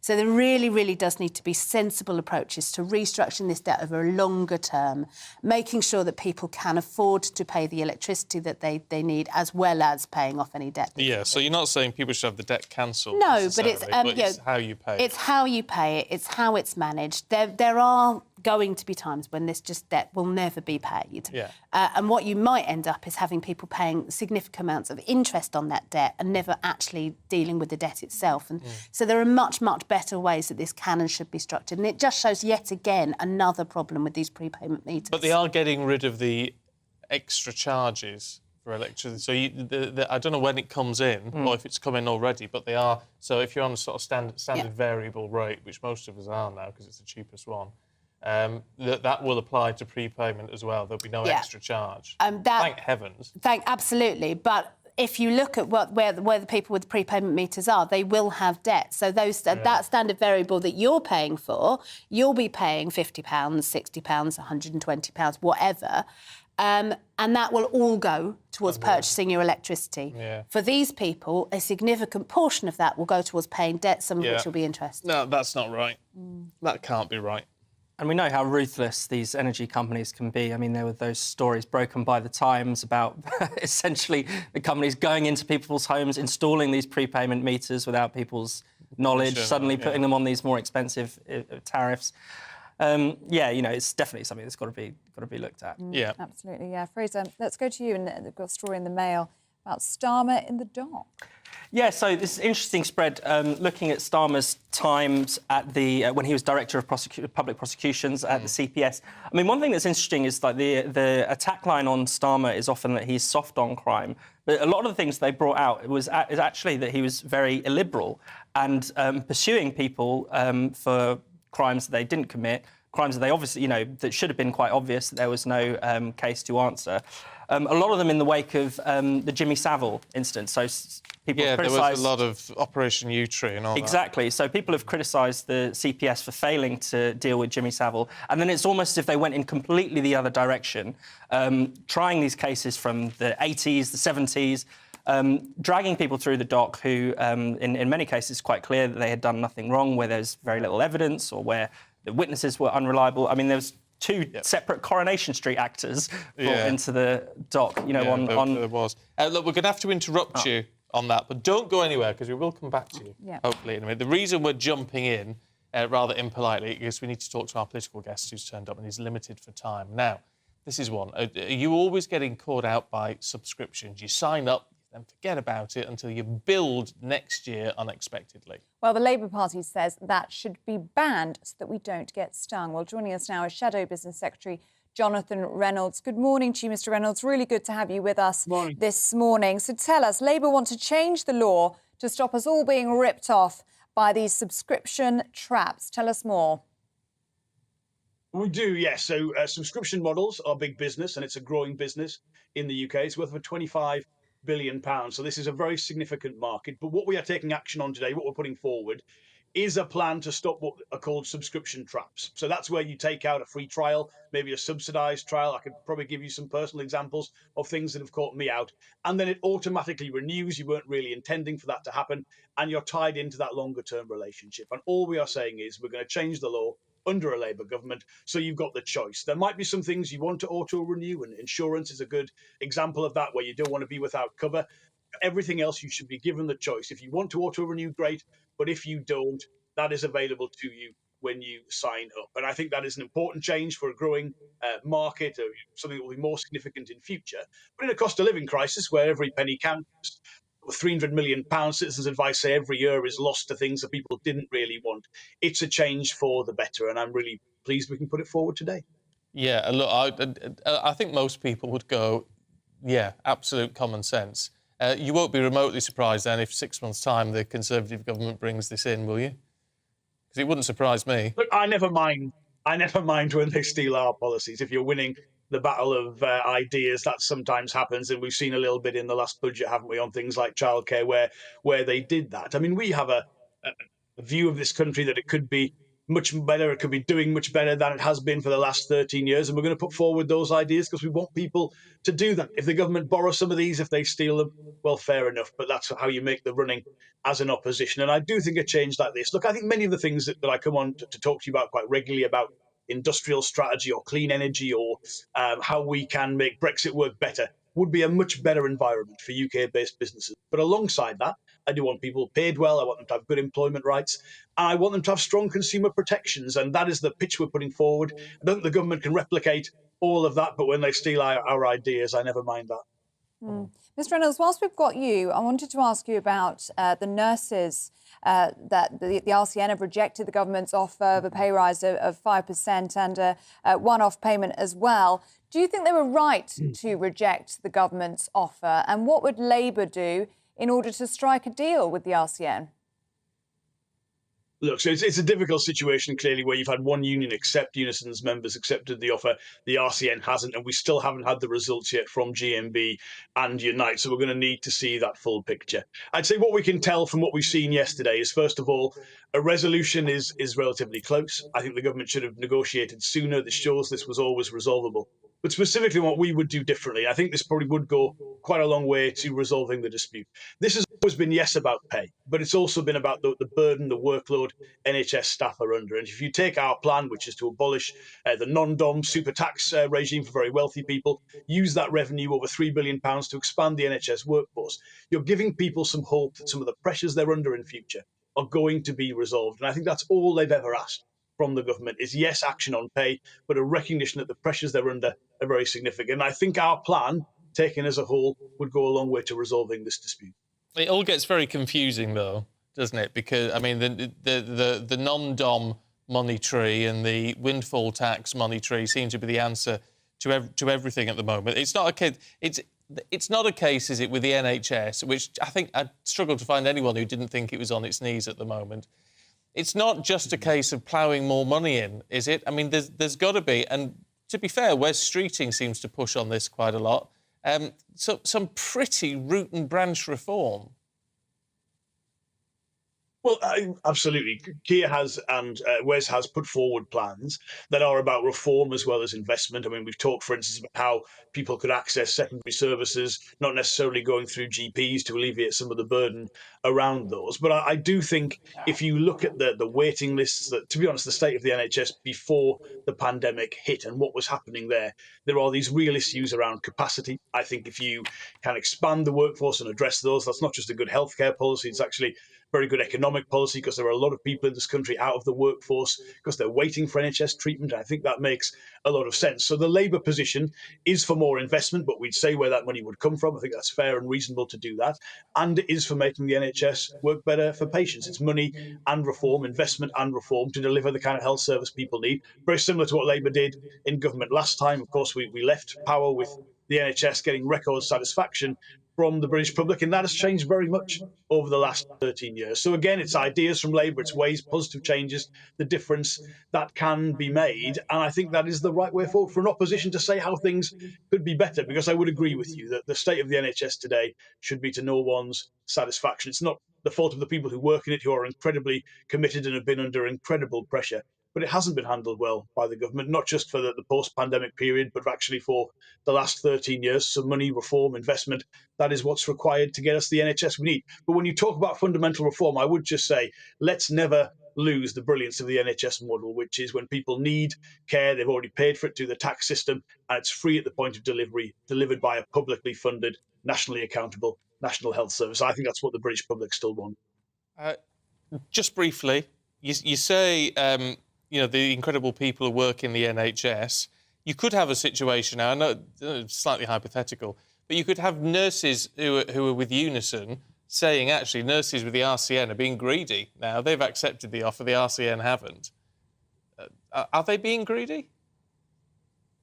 No, I don't think anyone is being greedy. I mean, if you look at where inflation is at, double-digit inflation still, if you've got alongside that food inflation way higher than the headline rate of inflation, none of these workers at the minute are talking about pay rises that go beyond that. This is not the 1970s, but this is people asking the government to listen to the pressure they're under, the cost of living pressure, and the workforce, the burden on them in terms of when they are at work. And to be honest, before they got round the negotiating table, the government just refusing to listen to that case. And I don't think anyone can say that the kind of pay settlements being discussed actually in a whole range of sectors is somehow a bonanza for public sector workers. No, they're just asking for some recognition that the pressure they're under is extreme. Energy prices and food prices, transport prices, these are real burdens on them. And I don't want to see the government demonise workers who are just asking for the right to be heard and for the right for the government to understand some of the pressures that they're under.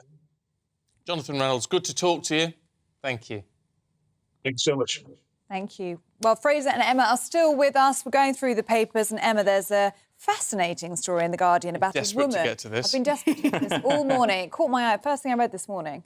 A woman who, and the headline is slightly misleading, isn't it? Escaped a cave after 500 days. Not quite true, is it? No, she went down of her own accord and came out at the time that she set herself. She's one of these extraordinary people that I personally don't comprehend at all, but that you really want to challenge the limitations of human existence. She wanted to see if she could live for 500 years in a cave. 500 days. Now that really would be a challenge. That isn't the story in the Mirror. Let's just take that off. Thank you. She didn't have anything down there. No, never mind any of that.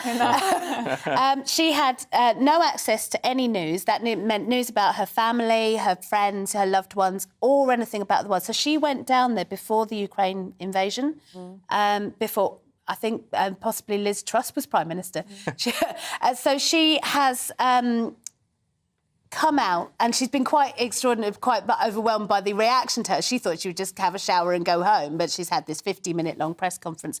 And she kept herself sane by talking to herself, but not out loud. She said that respecting the silence of the cave was very important. She was dreaming about roast chicken. And the worst thing was the flies, apparently. There was a moment where there was a fly infestation she didn't deal with properly, and they just absolutely completely overwhelmed her.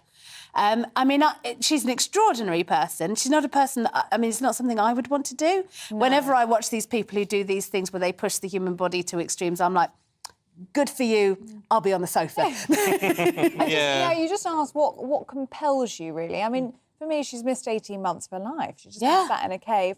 But I was reading, she went in when COVID was still rampant.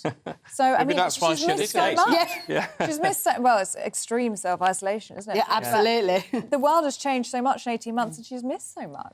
Yeah, I mean, I admire people who want to push their bodies to the limits, but I do wonder... by sitting in a cave. Yeah, I think I'd much more admire people who are a bit more adventurous, climbing Everest or that kind of thing. Charting new territories. I just think it's a bit like. Do you remember when David Blaine? To her, she has done that too. The box. Yeah, the box. He was in a box for I can't remember how many days. But you think, okay, but you were better when you were doing magic tricks. You were better when you were showing us something compelling, and that's that. Yeah. So I'm not convinced. I mean, I get it if when you people who bathe in ice and all that stuff. And oh, really? I mean, it's quite cool. I quite fancy doing a silent retreat. Or to be fair, when I was single, before I got married, I thought I'd quite like to do a silent retreat. I wouldn't do it now. But I thought that'd be nice for like a week or something in a monastery. Not 500 days. But not 500 days sat in a cave. No, thank you very much. I did it once for an afternoon. It wasn't for my liking. Surprised you managed that. Fraser, Emma, really, I'm glad you two aren't silent. Thank you. Thank you very much. Plenty more to come this morning as nurses prepare to stage more strikes. Members of the RCN reject the government's pay offer. This is GB News.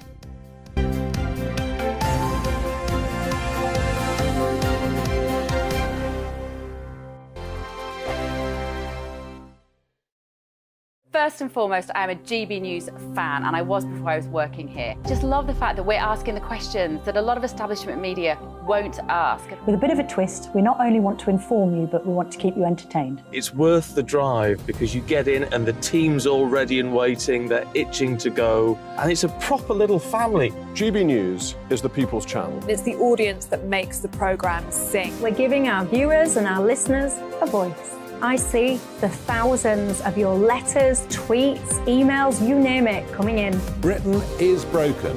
How on earth did we get into this mess? But more importantly, how do we get out of it? The establishment had their chance. Now we're here to represent you. It's time for something different. It's time for GB News. I'm very patriotic. I believe in Britain. Our best days lie ahead. Britain's watching. Britain's watching. Join us here on GB News. The People's Channel. Britain's news channel.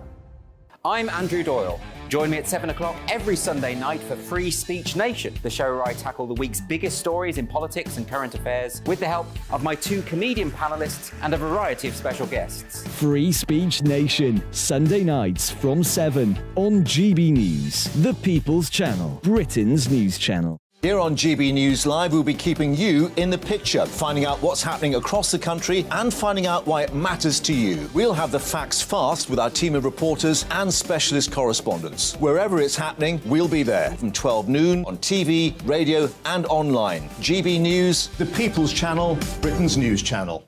Here on GB News, we're starting the conversation and having the debate that the establishment won't have. No one will be cancelled. Join me at 4 p.m. every Saturday and Sunday. We'll be discussing all the big topics of the weekend. Oh, get cracking! Always honest, always fun. Only on GB News, Britain's news channel.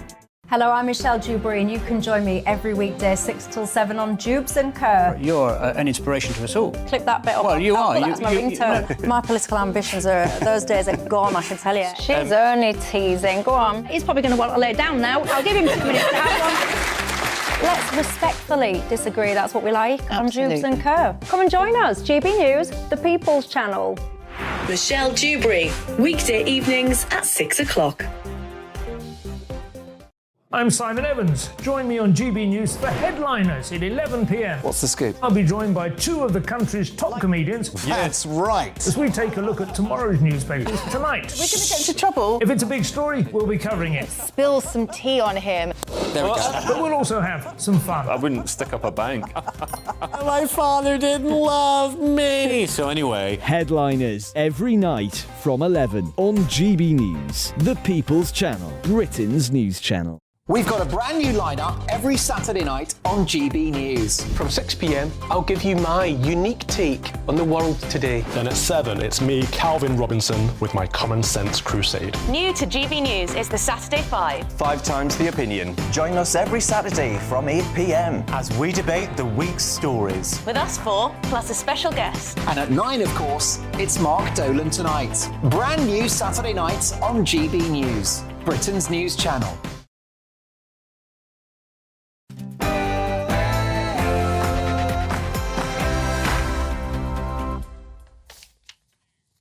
Good morning, it's 9 o'clock. Today, nurses prepare to cripple the NHS as members of the RCN reject the pay offer their own union said they should take. Britain is back, according to the Chancellor. The IMF says the economy will shrink, but Jeremy Hunt says they love his plans for growth. Animal activists at Aintree as protesters threaten to destroy the biggest day in British horse racing. A nasal nightmare if you get hay fever. A pollen bomb is exploding across England this weekend. And Katy Perry, Take That, and Lionel Richie amongst the first stars to be announced for the King's coronation concert. It's Saturday, the 15th of April. I'm Stephen Dixon. I'm Ellie Costello, and this is Breakfast on GB News.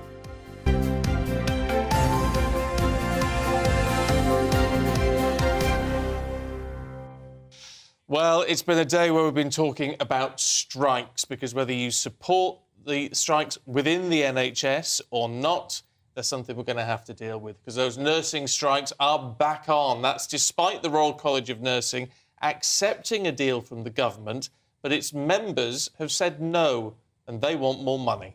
But nurses in the Unison Union have accepted the extra cash, so they won't be part of the new strike action on May the 1st. Let's talk to our political reporter, Olivia Utley, who's here in the studio. Morning to you. This is a nightmare and a really unusual one where the two unions sort of fighting the same battle have gone in different directions. Absolutely. It's highly unusual and very unexpected. I was reporting on the deal when it was announced last month, and everyone thought that it was a breakthrough and that we were seeing the light at the end of the tunnel and the strikes were coming to an end. What the government offered was a 5% pay rise with the little extra sweetener of a 6% backdated one-off payment for last year. It felt as though both sides had compromised. Nurses were asking for 20% originally, happy to accept 5%, but the government had said that they weren't able to shift on last year's payment, and they'd shifted. So it sounded like a pretty traditional compromise. It sounded like it was all going to go through. Now what's happened is, although Pat Cullen, the General Secretary of the RTN, recommended that nurses in her union accept the deal, they have refused to accept it. Now, the margins here are really, really interesting because only 54% of nurses who voted against the deal. So only 54% who voted for strikes, and only 2/3 of eligible nurses actually voted at all. So you've got a situation where 2/3 of nurses didn't vote for these strikes, and yet they're happening anyway. Now, the government will feel that that is a glimmer of hope for them because they can make an argument that perhaps there isn't a very strong mandate for these strikes, but they are going to happen nonetheless, and they are going to be very, very damaging indeed. In fact, worse than anything we've seen before, because previously some special services were exempt from strike action impacting them, so cancer care, intensive care and A&E. Now there is going to be no cover for those services, which means that hospitals are going to have to find their own ways to cover them, and it's thought that they're going to put nurses who aren't a member of the striking union, so nurses who have agreed the government's pay deal, they'll be getting them to cover the shifts of their striking colleagues. Now, you imagine that's going to cause a bit of tension. It's a marked escalation, isn't it? And some of the papers this morning, front pages, picking up on the fact that it could mean we see the prospect of nurses and junior doctors coordinating their strike efforts now and walking out on the same day. Yeah, which is a very alarming prospect. Now, junior doctors are putting pressure on their union leaders to do these coordinated strike action. And although yesterday the RTN was saying that they wouldn't be interested in coordinated strike action, implying that they didn't want to sort of wreak maximum damage on the NHS, today you've got some union leaders saying they're not going to rule it out. Now, the impact of this is really can't be underestimated. We know that in March, mortality rates were 11% higher than they normally are for that time of year. And obviously it can't be intrinsically linked to these strikes, but of course people are going to make the connection. And if we saw a rise in mortality rates when the striking was not quite so severe, one can only imagine the impact that these much more damaging strikes could have. Which makes you wonder what the public appetite is going to be for this, especially if there were strikes announced on the same day as the junior doctor action. Well, exactly, and we know that the public is actually quite fickle. So up until now, we've seen remarkable support, actually, for NHS workers, given the amount of impact these strikes are having on people's everyday care. We have seen consistent public support. But the public can change their minds very quickly, as the train drivers learnt to their peril last year. We saw huge support for train drivers, and eventually, poll after poll showed that support waning away. And that was when the government made its case for, well, the problem is that there will be these inflation-busting pay rises. All we can see is inflation spiralling up if we give in to these demands. There was lots of messaging from the government on how much train drivers are paid compared to other members of the public sector, etc. So we can expect to see similar messaging probably from the government now, and it'll be really interesting to see what impact that has on public opinion. Will we start to see that support for NHS strikes, which, as I say, has been very consistent so far, begin to ebb away? Yes, and where does the government go from here as well? Because they will be conscious that there are other sectors watching this very, very closely and watching negotiations who are also gripped by industrial action. And the government has showed its hand now, hasn't it? It's offered the nurses 5% plus a 6% lump sum. So we're surely going to see other industries now demanding the same. Well, exactly. The government will be tearing its hair out over this because, as far as it's concerned, it made an offer that the union accepted. I mean, what more can it do from there? And Pat Cullen, the General Secretary, is now saying that this offer just simply isn't enough and that nurses need more. But the fact is, last month, she told nurses that they should be accepting it. So where can the government go from here? And as you say, if they do decide to offer a higher rate to nurses, the offer that they made to nurses was very generous indeed and already had various other unions demanding more. Already we've seen now that civil servants are saying that they will reject the 4.5% pay rise they've been offered. So it just feels for the government as though we're kind of back to square one. Talking of the government, I mean, the one thing that we know is going to help, or would help, is growth in the economy. And we've got this very weird situation with the IMF. Jeremy Hunt's just been to the IMF. He's got a better relationship with them than the last Chancellor. We can say that much. But they've been saying, he was saying only saying the other day that they were underselling the UK economy. Now he's saying they love my ideas for growth. What's the truth? Well, yeah, it's a bit of a mixed bag. Jeremy Hunt basically isn't particularly happy with what the IMF is saying because it's saying that UK growth is going to be the lowest in the G7 this year. Now, Jeremy Hunt says, and he's right about this, that the OBR forecast, our own forecast, are far more positive than that. But he doesn't want to speak down to the IMF too much. He's already said today, again, that the IMF is talking down Britain. But he doesn't want to lay into the IMF too much because he doesn't want to fall into the same trap as Kwasi Kwarteng. He doesn't want to get the IMF on his bad side, essentially. So his relationship isn't particularly strong, but it's better than Kwasi Kwarteng's relationship. And what he's saying is that he thinks he's going to be able to prove the IMF wrong and he will make the UK economy grow by more than the 0.3% that the IMF has forecast. Now, the other fly in the ointment for the government is that inflation isn't decreasing at the level that Rishi Sunak and Jeremy Hunt had promised. So they thought that there might be, perhaps later in the year, more room for public sector pay increases, because once inflation is going down, then that prerogative to fight spiralling inflation is slightly lessened. But last month we saw a surprise hike in inflation, which isn't at all what Rishi Sunak was predicting.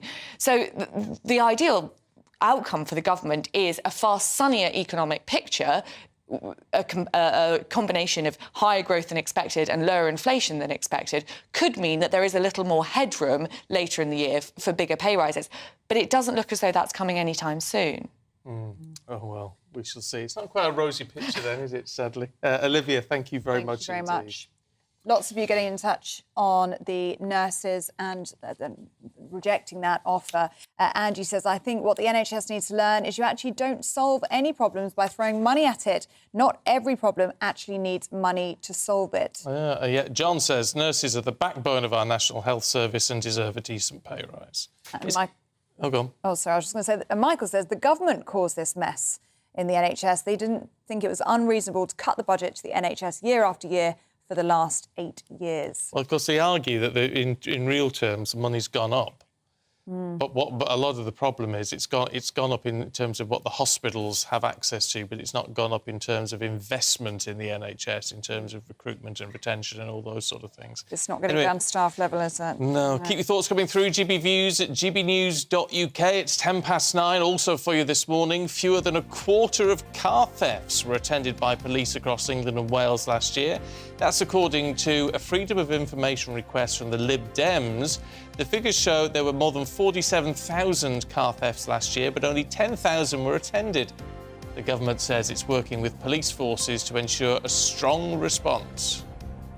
Around a quarter of young people are living in poor quality housing. That's according to the latest research. The Resolution Foundation think tank says 26% of 18 to 24-year-olds live in damp buildings without electricity, heating or plumbing.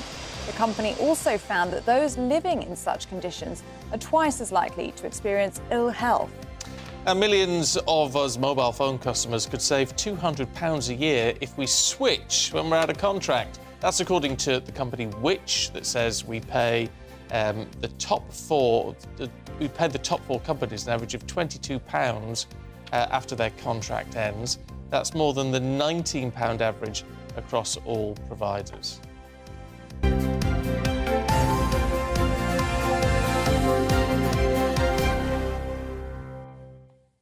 Now, Labour's Shadow Armed Forces Minister Luke Pollard has had a sit-down with Gloria Di Piero. Who wouldn't want to do that? I know. She's such a lovely lady, isn't she?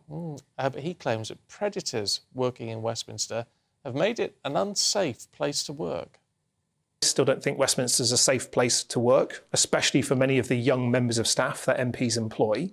And we know that there are predators around Westminster that are sometimes allowed to continue or a blind eye turned. And I want to see that changed, because I think Westminster should embody the very best of our country.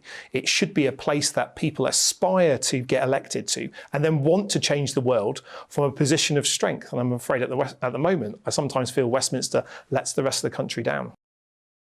Wow. Ouch. Wow. You can watch the full interview on GB News' show Gloria Meets, where you'll find out who the person behind the politician is. That's every Sunday at 6 p.m. I think it's fascinating because you do get, I mean, whether you agree with that politician politically or whether you agree with them on a personal level or whatever, it's fascinating to see under the surface, isn't it? And see what makes them tick. And brave of Luke Pollard, the MP there, actually calling out the culture in Westminster. I mean, we hear about it all the time, don't we? There's always stories circling about the culture in Westminster, bullying, for example, or sexual harassment. And there he is, you know, talking about that culture and calling it out and saying things need to change. So that'll be one not to be missed tomorrow with Gloria. Now, up next, it's all eyes on Aintree for the biggest day in British horse racing. This is GB News. Hello there, good morning. It's a sparkling start to the day across many areas, settled through the weekend, although we will see some rain in the northwest on Sunday. And in fact, through this first part of the day, a little rain just lingers on across the far southeast, that low pressure system clearing towards France. Elsewhere, quieter skies, and with that, the chance of a frost yet again into Sunday morning towards the east. But first thing on Saturday morning, it's a cold start across more western areas. But with that, some good spells of sunshine. The rain fades away. We'll see a broken cloud through the afternoon across eastern counties, but that could spark one or two showers through the latter part of the day, which could turn out to be heavy. Temperatures then a lot higher than what we've seen, feeling warmer in that sunshine, 14 or 15 degrees Celsius, and a fine end to the day as these showers die out. However, notice towards the west, thickening cloud will bring some outbreaks of rain to Northern Ireland and western Scotland through into Sunday morning. Even a little rain for the Isle of Man, northwest Wales. Elsewhere, some clearer skies allowing temperatures to drop. We could see a grass frost across eastern counties of England as we enter Sunday. So first thing on Sunday morning, it's damp across the west. A bit of a breeze as well. A breeze for Shetland as well as Orkney. Elsewhere, a calm day, more in the way of clouds first thing. Even so, the cloud will break up and favoured spots for sunshine through the morning into the afternoon. Central southern England, East Anglia, Lincolnshire, Yorkshire, up towards Aberdeenshire, as well as Caithness. And a drier end to the day also for Northern Ireland. This rain becomes confined to the southwest of Scotland. And look at these temperatures, 17 or 18 degrees Celsius, feeling pleasantly warm in that sunshine. Now here's your outlook into next week. High pressure firmly in charge, some high temperatures, some warm sunshine, turning cooler in the east and the south through the middle part of the week. Bye-bye.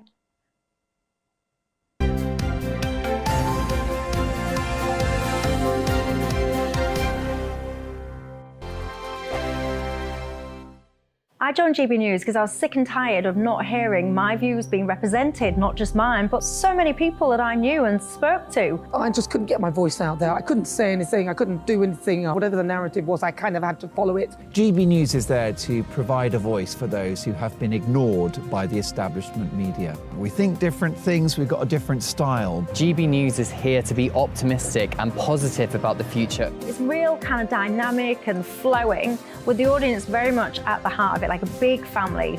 Here at GB News, we talk about the things that matter to you. Hearing the voices from right across our towns and cities, especially our towns. All sides of the argument represented with a heavy dose of opinion. We're on a mission here to make a difference. And the GB News family really is here for you, and whatever time of day you can watch or listen. Britain's watching. Britain's watching. We're proud to be GB News. The People's Channel. Britain's news channel. Monday to Thursday, 9 p.m. till 11 p.m. Join me, Dan Wootton. I'll bring you the sharpest takes and hottest debates. Do you not believe in prison? I don't believe in prisons. I'm completely stunned. I guarantee you there'll be no spin, no bias, no censorship. I actually was personally quite offended by it. And no reason to go to bed. So I guess they've always been quite woke. That's Dan Wootton tonight on TV, radio and online. Monday to Thursday from 9 p.m. till 11 p.m. on GB News. The People's Channel, Britain's news channel.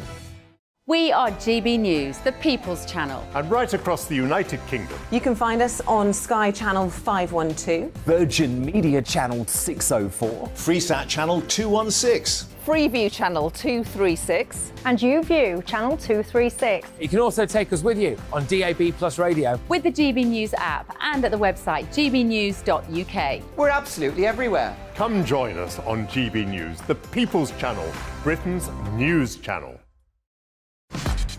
Start the day with GB News. We catch up on all the big stories you didn't hear the night before. And take a look at what the world's talking about this morning. That's right, Monday to Thursdays from 6 o'clock. It's Breakfast with Eamon and Isabel. Straight after breakfast, join us, Bev Turner and Andrew Pearce. We're going to take you through till noon. We'll be tackling the big topics of the day, including the things that the other channels just won't talk about. If it's happening here. Wake up to mornings on GB News, the People's Channel. Britain's news channel. New to GB News is the Saturday 5. Join us every Saturday from 8 p.m.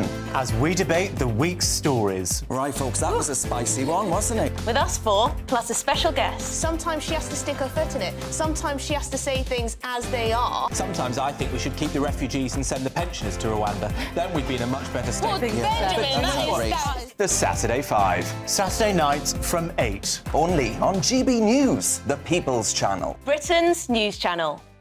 I'm Mark White. As GB News Home and Security Editor, I cover those key issues that are so important to you. Our authorities, our communities doing all they can to combat violent crime. With the public services under unbearable strain, why are we still failing to control our borders? Defence, the first priority of any government, has been continually hollowed out. Can we trust our politicians to protect the armed forces? Join me, Mark White, on GB News.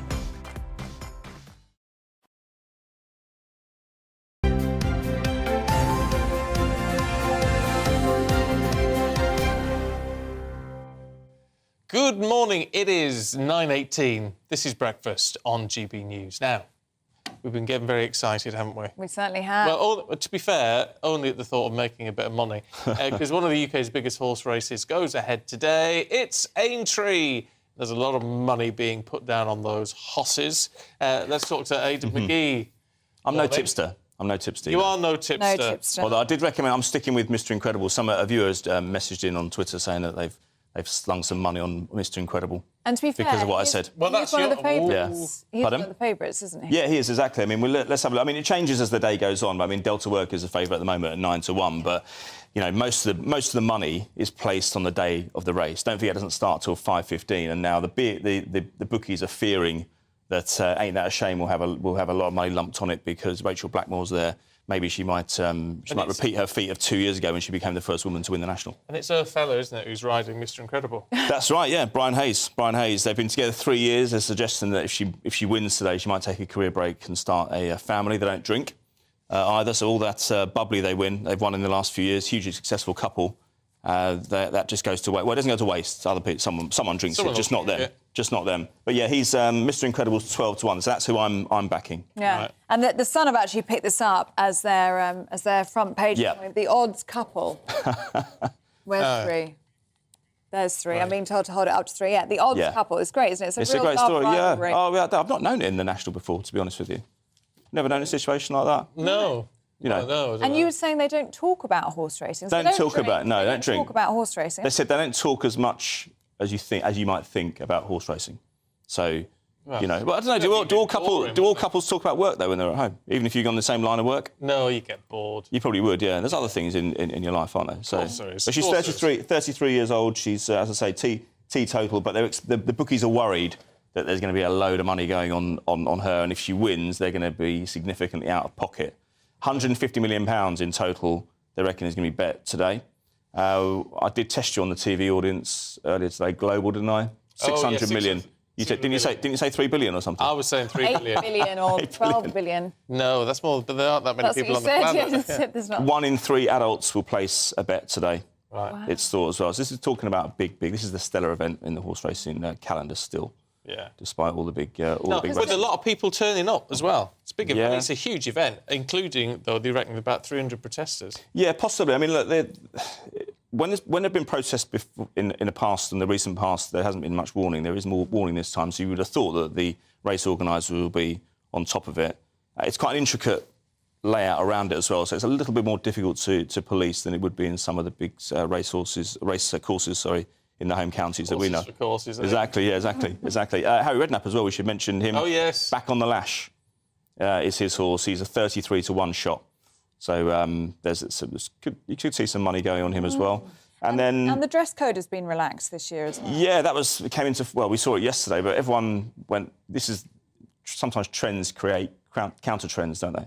And we've seen people, instead of taking advantage of the relaxation of the dress code, they've actually upheld it even more. We saw some fantastic fascinators and outfits yesterday. There was an interview with somebody in the paper saying they waited 2 years for their outfit to turn up, and it only turned up last week, so that's cutting a bit fine, isn't it?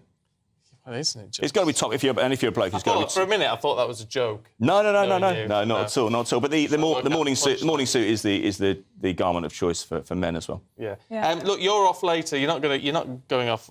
Start that again. You're not going up to Aintree. I'm not. You are off to see failing QPR. Yeah, two wins in 25 matches. So a group of supporters set up at 9 o'clock this morning, an annual sponsored walk for the Tiger Cubs. That's QPR's football team for Down syndrome children and young people. So setting off on a 10-mile route they started about 20 minutes ago. So I couldn't participate because I'm obviously got to be here. I've got to be here with you. So instead, I'm selling. It's a good stretch, though, isn't it? 10 miles. Oh yeah. So normally you'd go to. There's a picture of me with the picture that I'm selling. So that's my contribution. I'm selling that picture today. I put a reserve price on it of £75. I had a £300 bid yesterday from Mr. John Galloway from Hertfordshire. So he's in the lead at the moment. I'm going to go. I'm going to try and. On it? On the left is a guy called Gary Bannister, my favourite player when I was a kid. A guy in the middle called Roy Wegley, and Les Ferdinand, who's the current director of football on the right-hand side. Quite a piece, is it? Unique? 5 foot by 6 foot. Yes, it's totally. Well, no, there's one on my wall. That's a spare that I've got actually. Did you have it commissioned? I did indeed, yeah, by an artist called Pablo in East London about a year and a half ago. So it's attracted a lot of interest. I've received some significant bids, and hopefully I can get along to the ground later on today at 3 o'clock to watch my failing team. We can raise some good money for a fantastic cause. Well, it is a great cause, actually. I think it's great to get the Tiger Cubs and sort of get these kids. So the race is called Tiger Feet. Tiger Feet. Every year they do it. So normally it would be a London away game, but there's not one this time of year. So they're going around to all QPR's old stadiums around Park Royal, Uxbridge, Queen's Park, of course, where the club was founded. So they're doing that. 10 miles is a good old stretch. I think there's between 70 and 100 people, staff, and everyone doing it. So good. So we'll catch up with them later on. Well, my parents ran care homes for people with learning difficulties, so it's quite close to my my heart. And we had Down syndrome residents as well. So it's good. And sometimes life offers you a chance to hand a little bit back. Yeah. No. So if we can get a good price for it, it'll be good. It's a brilliant thing. Yeah, if you fancy a bit of that. Aidan's very own picture. It's got my fingerprints on it as well, sadly. You don't want to pull the price down, Aidan. Come on. No, it'd be great to get a load of money for that. So some big games today as well. We should say Man City against Leicester at 5:30. Arsenal playing tomorrow against West Ham. We've got FA Cup semi-final as well. Man United against Brighton. They've got some significant injuries, and Burnley could win the title today in the Championship. There you go. It's all going on. Thanks, Aidan. Aidan, thank you. Well, the Grand National is dividing opinions in the viewers' box today. Sarah says she'll be watching the race today. It's a family tradition for us. I'm 52. I've watched every year since I was 4 years old. If the protesters stop it, us and many others will be up in arms. It's part of English heritage and it should be celebrated. But Sue says, I think it's cruel and I don't agree with it. How many horses would quite possibly die today? Michael says, I'm more interested in watching the Grand National than I am the travesty of a coronation. I don't know. I'm looking forward to the coronation, Michael. I've got to be honest. But there you go. Each to their own. Each to their own. Look, we've got lots coming up for you. In a couple of minutes, actually, we're going to be talking to 2 of the Saturday 5. They're on air tonight, and we'll find out what they've got in store for us. So that should be interesting. Yep, that will be interesting. We've got lots more to come, including, talking of the coronation, Katy Perry and Lionel Richie are among the big names to take centre stage at the King's coronation concert. We're going to find out more.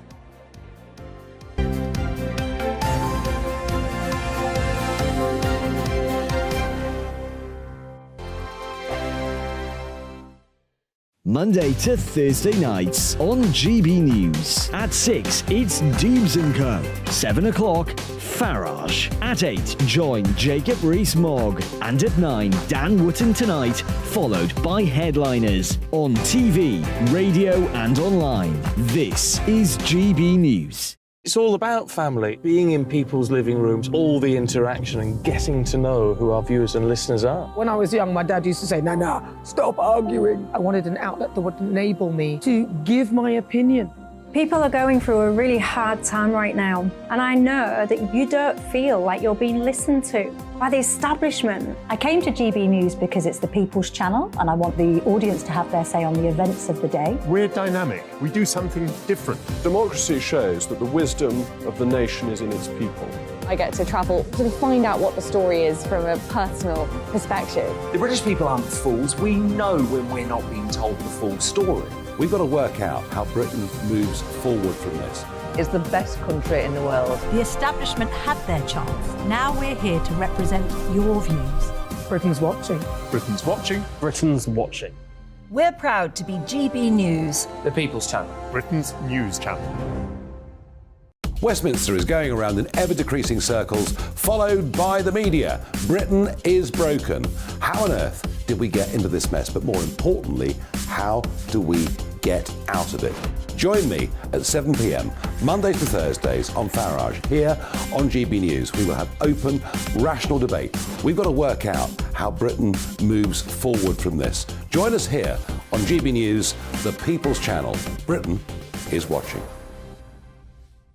I'm Jacob Rees-Mogg, the Member of Parliament for North East Somerset and a former government minister. For years, I've walked the corridors of power in both Westminster and the City of London. We need to have the arguments, the discussions on how we make it better. Crop failures, famine, war, suffering on a scale completely unimaginable. We are putting the cart before the horse. As Charles I said at the scaffold, he was the true defender of liberty. Yeah, I've completely derailed the conversation. Join me Monday to Thursday at 8 p.m. on GB News, Britain's news channel. GB News has its own late-night paper preview show, Headliners, where comedians take you through the next day's top news stories. You don't have to bother reading the newspaper, we've got it covered for you. Headliners, every night at 11 p.m. and repeated every morning at 5 a.m. We won't send you to sleep like some of the other paper review shows out there. GB News, the People's Channel, Britain's news channel. Join me, Camilla Tominey, on Sunday mornings from 9:30, taking the politicians to task and breaking out of SW1 to see how their decisions are affecting you across the UK. Bursting the Westminster bubble every Sunday morning, only on GB News, the People's Channel. Britain's watching. You've probably seen politicians interviewed 1,000 times, but we do it differently. We find out who they really are, we don't shout, we chat, and hopefully we bring a bit of light, not just heat. Did you know Kate Moss? Apparently. Do you have a pair of jeans or a pair of jeans? No, of course I don't. What would I do with them? My friends are like, oh my God, what's she doing now? Join me every Sunday at 6 for Gloria Meets, only on GB News, the People's Channel, Britain's news channel.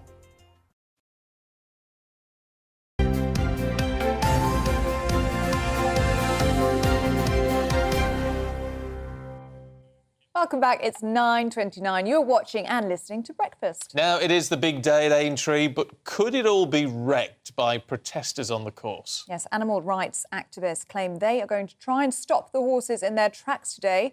Here's our North West of England reporter, Sophie Reaper. And there they go, away to a good start. A field of 29 racing for a good position at a time-honoured tradition which began almost 2 centuries ago. Today, thousands will descend on Aintree, ready for the Grand National. But as the sun shines down on this historic racetrack once again, could trouble lie ahead? Animal Rising is an activist group set on bringing an end to anything they deem animal exploitation. Things like animals in zoos, on farms, in labs, or in sport. So we'll be disrupting the Grand National. The reason for this is 2 reasons. One, to stop the harm to the horses there, but 2 is to have a conversation about our relationship to all animals. For many, the Grand National might simply be a fun day out with friends or a harmless flutter at the bookies. But Animal Rising disagrees. So the Grand National is cruel, and I think most people can see that. And some people will be really annoyed, but I think other people will also think maybe they've got a point. He didn't go into detail, but Ben told me it was the plan of Animal Rising to stop the race by using their bodies. This has caused major security concerns for those at the heart of this huge event. We're working extremely closely with Merseyside Police, with other stakeholders in the region and with our own security teams to make sure that we're taking all the steps we possibly can to prevent such a protest. Animal Rising probably need to just reflect on whether it's a positive thing for their cause to be seeking to curtail and indeed destroy the enjoyment of millions watching and thousands on the track, as well as endangering themselves, the jockeys, the officials, and actually most importantly of all, from their point of view and from our point of view, the horses that they purport to protect. Despite fatality rates being at an all-time low, the Jockey Club says its work to ensure the safety of the horses will never be complete. However, if horse racing ceased to exist, what would happen to its athletes? Without racing, without them being able to race, there would be no breeding of the thoroughbred, and eventually the thoroughbred would die out. So actually, the people who want to stop horse racing are actually going completely counter to what they want to look after the horse. And we agree with them on that. We love these horses too. But ultimately, without racing, there is no thoroughbred. And they're away. Year after year, the Grand National captures the attention of the world. But as the eyes of 500 million people turn to Aintree this year, they might see more than just what they were betting on. Sophie Reaper, GB News. Oh dear, forgive me, I was just having a gossip with Stephanie Tetchy, who's going to take us through some of the showbiz. I hope we didn't catch what she was saying. Anyway, well, it's all fun and games tonight, 8 o'clock here on GB News, because it's the Saturday Five, which is our 5 fabulous presenters, well, 4 that we know about, and 1 who's a surprise every week, going to talk us through, debate through the biggest issues.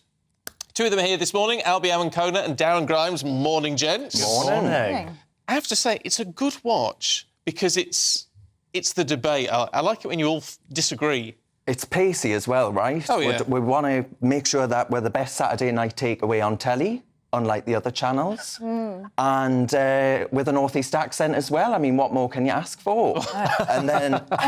well, I don't know. Wait. And Albie will be... What are you doing tonight, Albie? So tonight, I'm going to be wading into the debate on whether or not it's acceptable to display gollywogs in pubs. Ah, yeah. I don't think it is. I found myself on the front page of The Guardian yesterday, actually, for expressing my opinions on this and not being too complimentary of the Home Secretary's intervention, so we'll be going into that.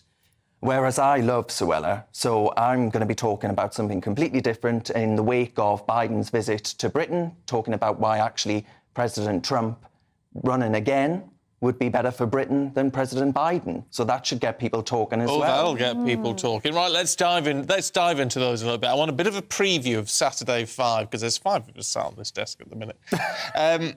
In terms of the gollywog issue, right, now, a lot of people just say, well, it's offensive. We've sort of come to know it's an offensive thing, Albie, right?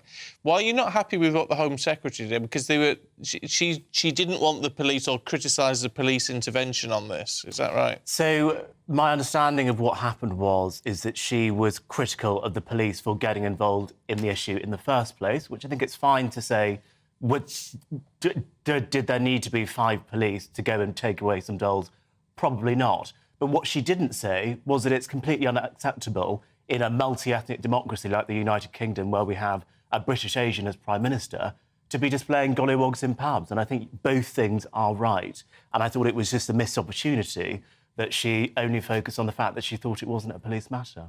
Whereas my view on that is that the police do not have a right to go into a pub and tell people to take out dolls. Basically, I think we should be able, in a free society, to say, well, you're displaying these dolls that I absolutely do not want to see, therefore my custom will not be yours, and go elsewhere. Because I imagine a load of people do agree with Albie that these dolls are offensive. So if you think that, don't buy your pints there. And the pub have even gone with that line, haven't they? They're outside their pub, they've just said, if you're offended, don't come inside. Yeah, absolutely. So they're losing custom. I mean, it's not a very good tactic to get your punters in, but, you know, it's principled, I guess you could argue. Yes, I suppose, but I suppose the converse argument would be if it was anti-Semitic imagery, this wouldn't even be a debate. Yeah. Everyone would say it was totally unacceptable. So this is just a taste of what it's going to be like tonight. But isn't it fascinating? Because when you first mentioned the issue, I'm thinking, Albie, I'm with you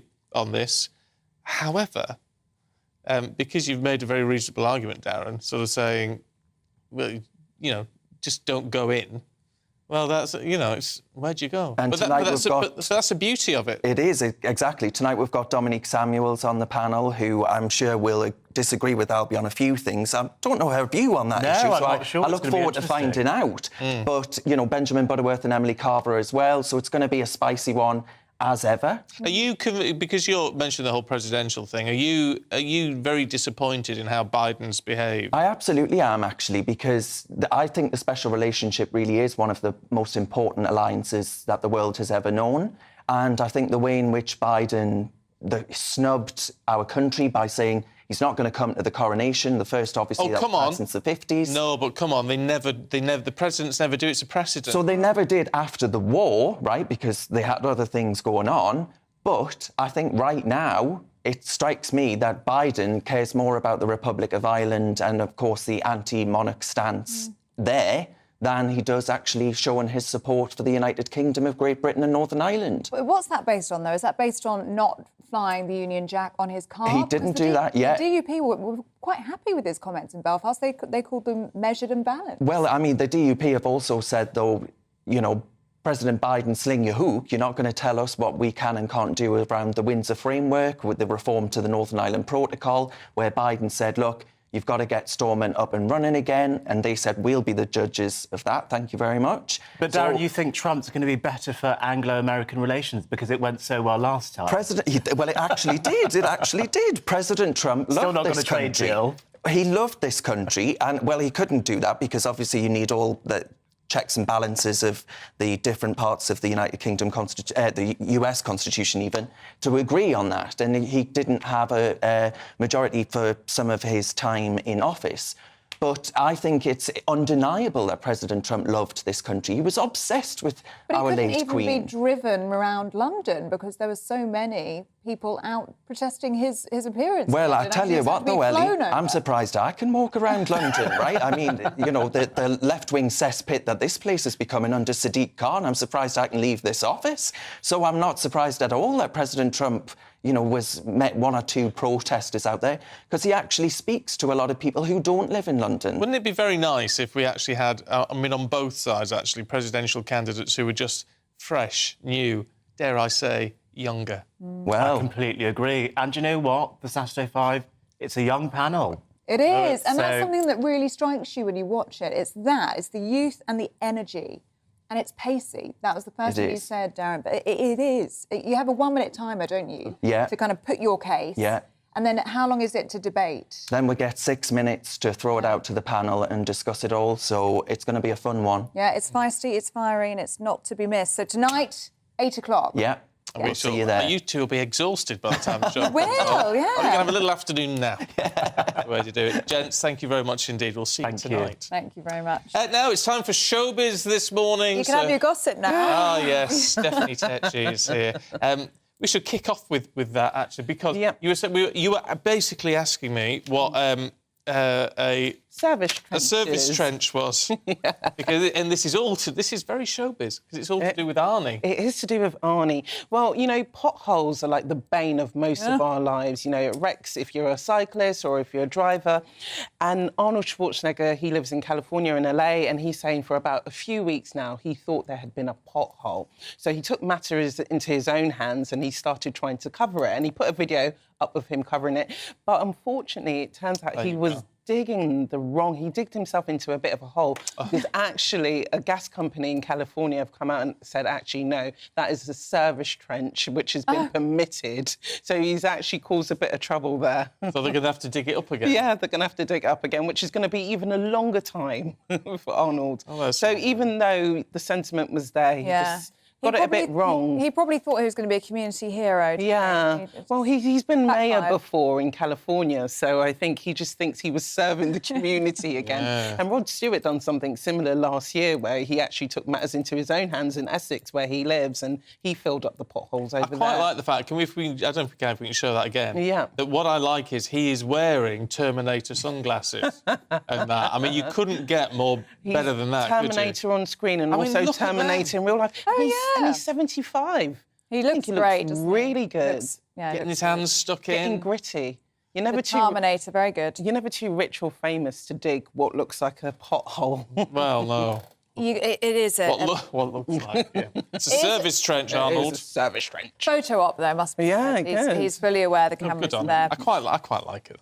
Do you? Yeah. I think it's quite nice when you see people like that and you think, actually, he's a bit down to earth. I know he's like mega rich and hugely famous and all the rest of it. He's quite down to earth. And, it is your community as well. So, you could, be famous, but you still have to live in an area and still go through the challenges that everyone else has to go through. And he's not afraid to get his hands dirty. No. That's not bad, is it?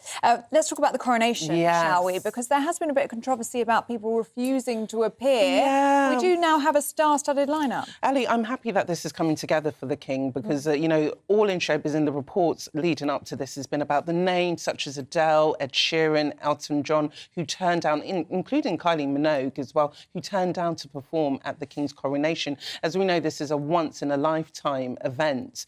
So to not have that marked by some of the world's most entertaining performers is quite controversial. But that seems to be all in the bag now because we have people such as Take That, Katy Perry, and also, who started? Lionel Richie. Oh, He's my favourite. All night long. So they are confirmed to perform. So they're among the first acts that will be performing on May 7th in front of a crowd of 20,000 people at Windsor Castle. So this is all celebrations for the King and the Queen's consort. And how's that work? Sorry, so many questions. The audience now, how does that work? Is that ticketed or It's can you going to show up? be ticketed. So the BBC will be doing a ballot. So hopefully, if you get there in time, you'll be one of the lucky people to get tickets. And obviously, they will be inviting guests as well. But it's set to be a big performance. We're also going to have a coronation choir as well, which will be filled of community choirs and amateur singers as well. Oh, right. Yeah. Well, that's quite nice. So there's going to be, there's a real sense there's going to be something for everybody in all Yeah, this. definitely, because you've got all the poppy stars, but then also you've got someone like Andrea Bocelli, Italian opera singer, so there'll be a bit of opera stuff as well.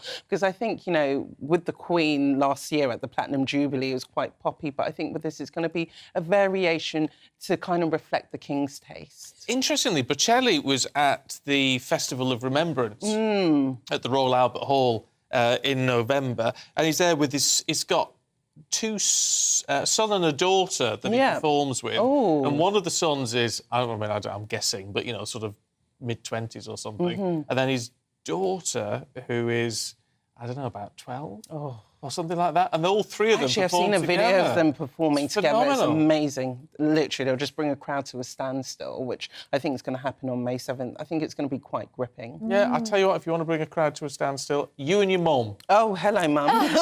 You and your mum. I think you could bring... Yeah, you'd definitely. Certainly, My mum's got a voice of an angel when she's not shouting at me. You'd bring traffic to a stop, wouldn't you? I will, just with my outfits. Yeah. Do we have any insight of what the King wanted at his coronation concert? Do we know if he likes Katy Perry? Is he partial to that? Funnily enough, Katy Perry is an ambassador at one of his trusts, the British Asian Trust. So I think he's managed to work with people who support causes that he does, when he was the Prince of Wales. So that's when he set up this charity. So I think he's going to be picking people who actually stand for a lot of causes that he used to represent and openly. All thought through. And there's more names to come, so this is only the first batch. So I'm keeping my fingers crossed that Beyonce will add onto the list.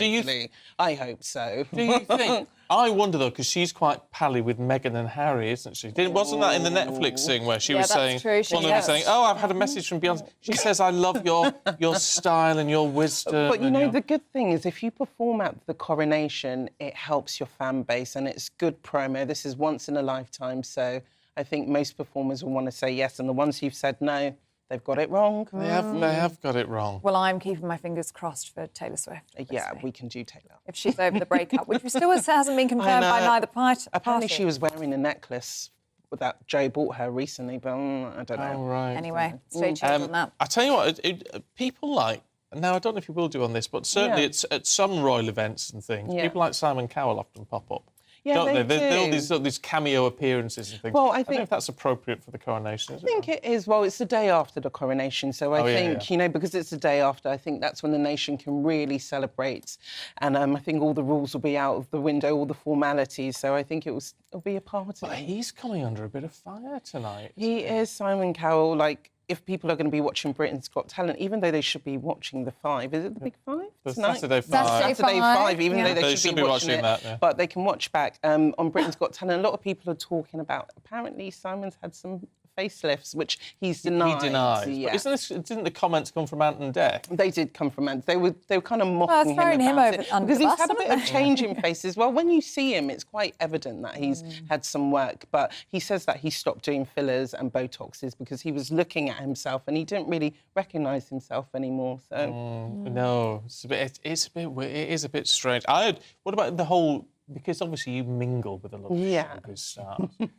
What about the growing old gracefully thing, which is what was it Stephanie Beecham? Yeah. You were hanging about with her. Now she's someone. She looks amazing. I don't know how old She's she is, 75. but she looks fantastic. She does, but I think as well, like, when you're under the public glare all the time and that your appearance can be, like, you know, scrutinised all the time by the newspapers, I think it sets a lot of complex and insecurities around people, especially like Simon Cowell, who's been on TV for over 20 years. You can see it when they're aging. If you haven't got the confidence and embracing aging gracefully, you might want to go under the knife, but I've seen some horror disasters as well, so I don't know how worth it is to change your appearance drastically, because then people start attacking you about that as well. But he's got a much younger wife, hasn't he? Yeah. A young son as well. Stephanie, there's a very sad story today, and that is the passing of a very talented member of the Script. An Irish band. The Script have such a big fan base. If you go to any festival or any of their concerts, you'll hear people singing their songs.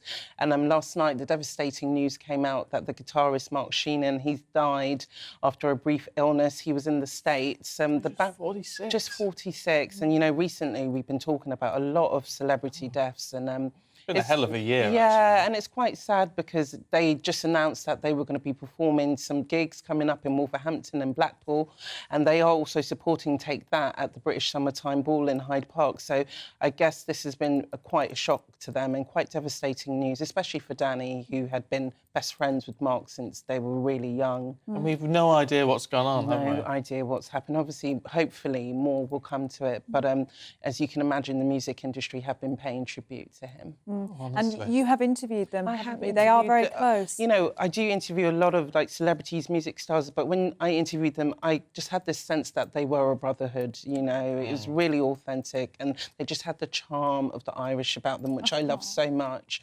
So it is very devastating news. And when I was looking on Twitter, just all the fans who had met Mark, they were just quite sad about it all. Well, it's such a shock, isn't it? It's absolutely no age. And as you said, they were planning a tour, weren't they? So and it's the same with like the S Club 7 about Paul last week. So I'm hoping 2023 doesn't turn out to be like a 2016 when we lost people like Bowie and so many other people. Yeah, no, let's hope not. Stephanie, thank you. Thank you. Thank you so much. We'll see you tomorrow, won't we? Yeah, of course. Yeah. Fabulous. Now, talking of David Bowie, Life on Mars and all that sort of thing. It's one of his most famous songs. Good segue, yeah. Thank you very much indeed. Well, the search for other life in our solar system is underway now as the European Space Agency's JUICE mission to Jupiter blasted off yesterday. Yes, it's heading to the gas giant and its ocean-bearing moons, where it's hoped some form of life may lurk. Well, we talked to our favourite rocket man, space and planetary scientist Andy Lound a little bit earlier. For this JUICE mission for quite a long time now. It's been on the back burner and coming forward. So now it's away.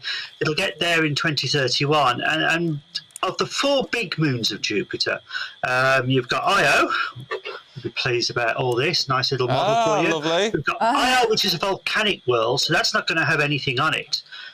Next to that one, we have Europa. Now, Europa is really the prize, but that's not for the JUICE mission because it's so much radiation there, the JUICE mission can't look after it. But there's a mission going to be launched next year, which is going to be from NASA, and it's a comparable mission to look particularly at Europa. And Europa has a salty ocean underneath it, and the discoloration you have on the surface is caused by salts in the ice itself. And these are rising up from the ocean, which is surrounding the entire world. The surface of it is dense ice, several kilometres thick. And this ocean interacts, we think, with a rocky core. And this, of course, could mean that there's nutrients there. And because you've got the salts in the ice here, it means that there must be some sort of a rising of the material from vents, very similar to the bottom of the Pacific Ocean. The other two moons you've got there, the big ones, you've got Callisto, which is the most heavily bombarded object in the solar system. This is the outer of the bigger moons itself. And JUICE is going to do flybys of this and have a good look at it. Very, very damaged. Lots of ice on the surface here, lots of rock as well, and possibly an ocean underneath. But the prize for JUICE is the largest moon in the solar system, Ganymede. This is even larger than the planet Mercury. Now, this is likely to have a deep ocean. It's also got an atmosphere of oxygen, which is probably being caused by the interaction of the magnetic fields and radiation belts of Jupiter, interacting with ice on the surface, splitting up into hydrogen and oxygen. It's losing the hydrogen, the oxygen is sort of staying there. It even has its own magnetic field, which is important, which helps protect the world of yourself from not so much from the radiation from the sun, but the radiation from Jupiter, this giant planet which is really pumping out material. And JUICE is going to orbit this world and have a look deep inside. And this is really going to be the big project, because they're using Ganymede, if you like, as the model for the other icy moons to see exactly the structure of an icy moon itself. And then you could likely have this material, this water deep inside. And if you have, you've got the gravity tug of Jupiter itself heating up the interior of these worlds, allowing therefore the energy that you need to create the carbon chemistry, or to help form carbon chemistry. And if you've got the right nutrients and you've got the right energies there, then yes, these oceans could have microorganisms living in them at this very moment. I love it.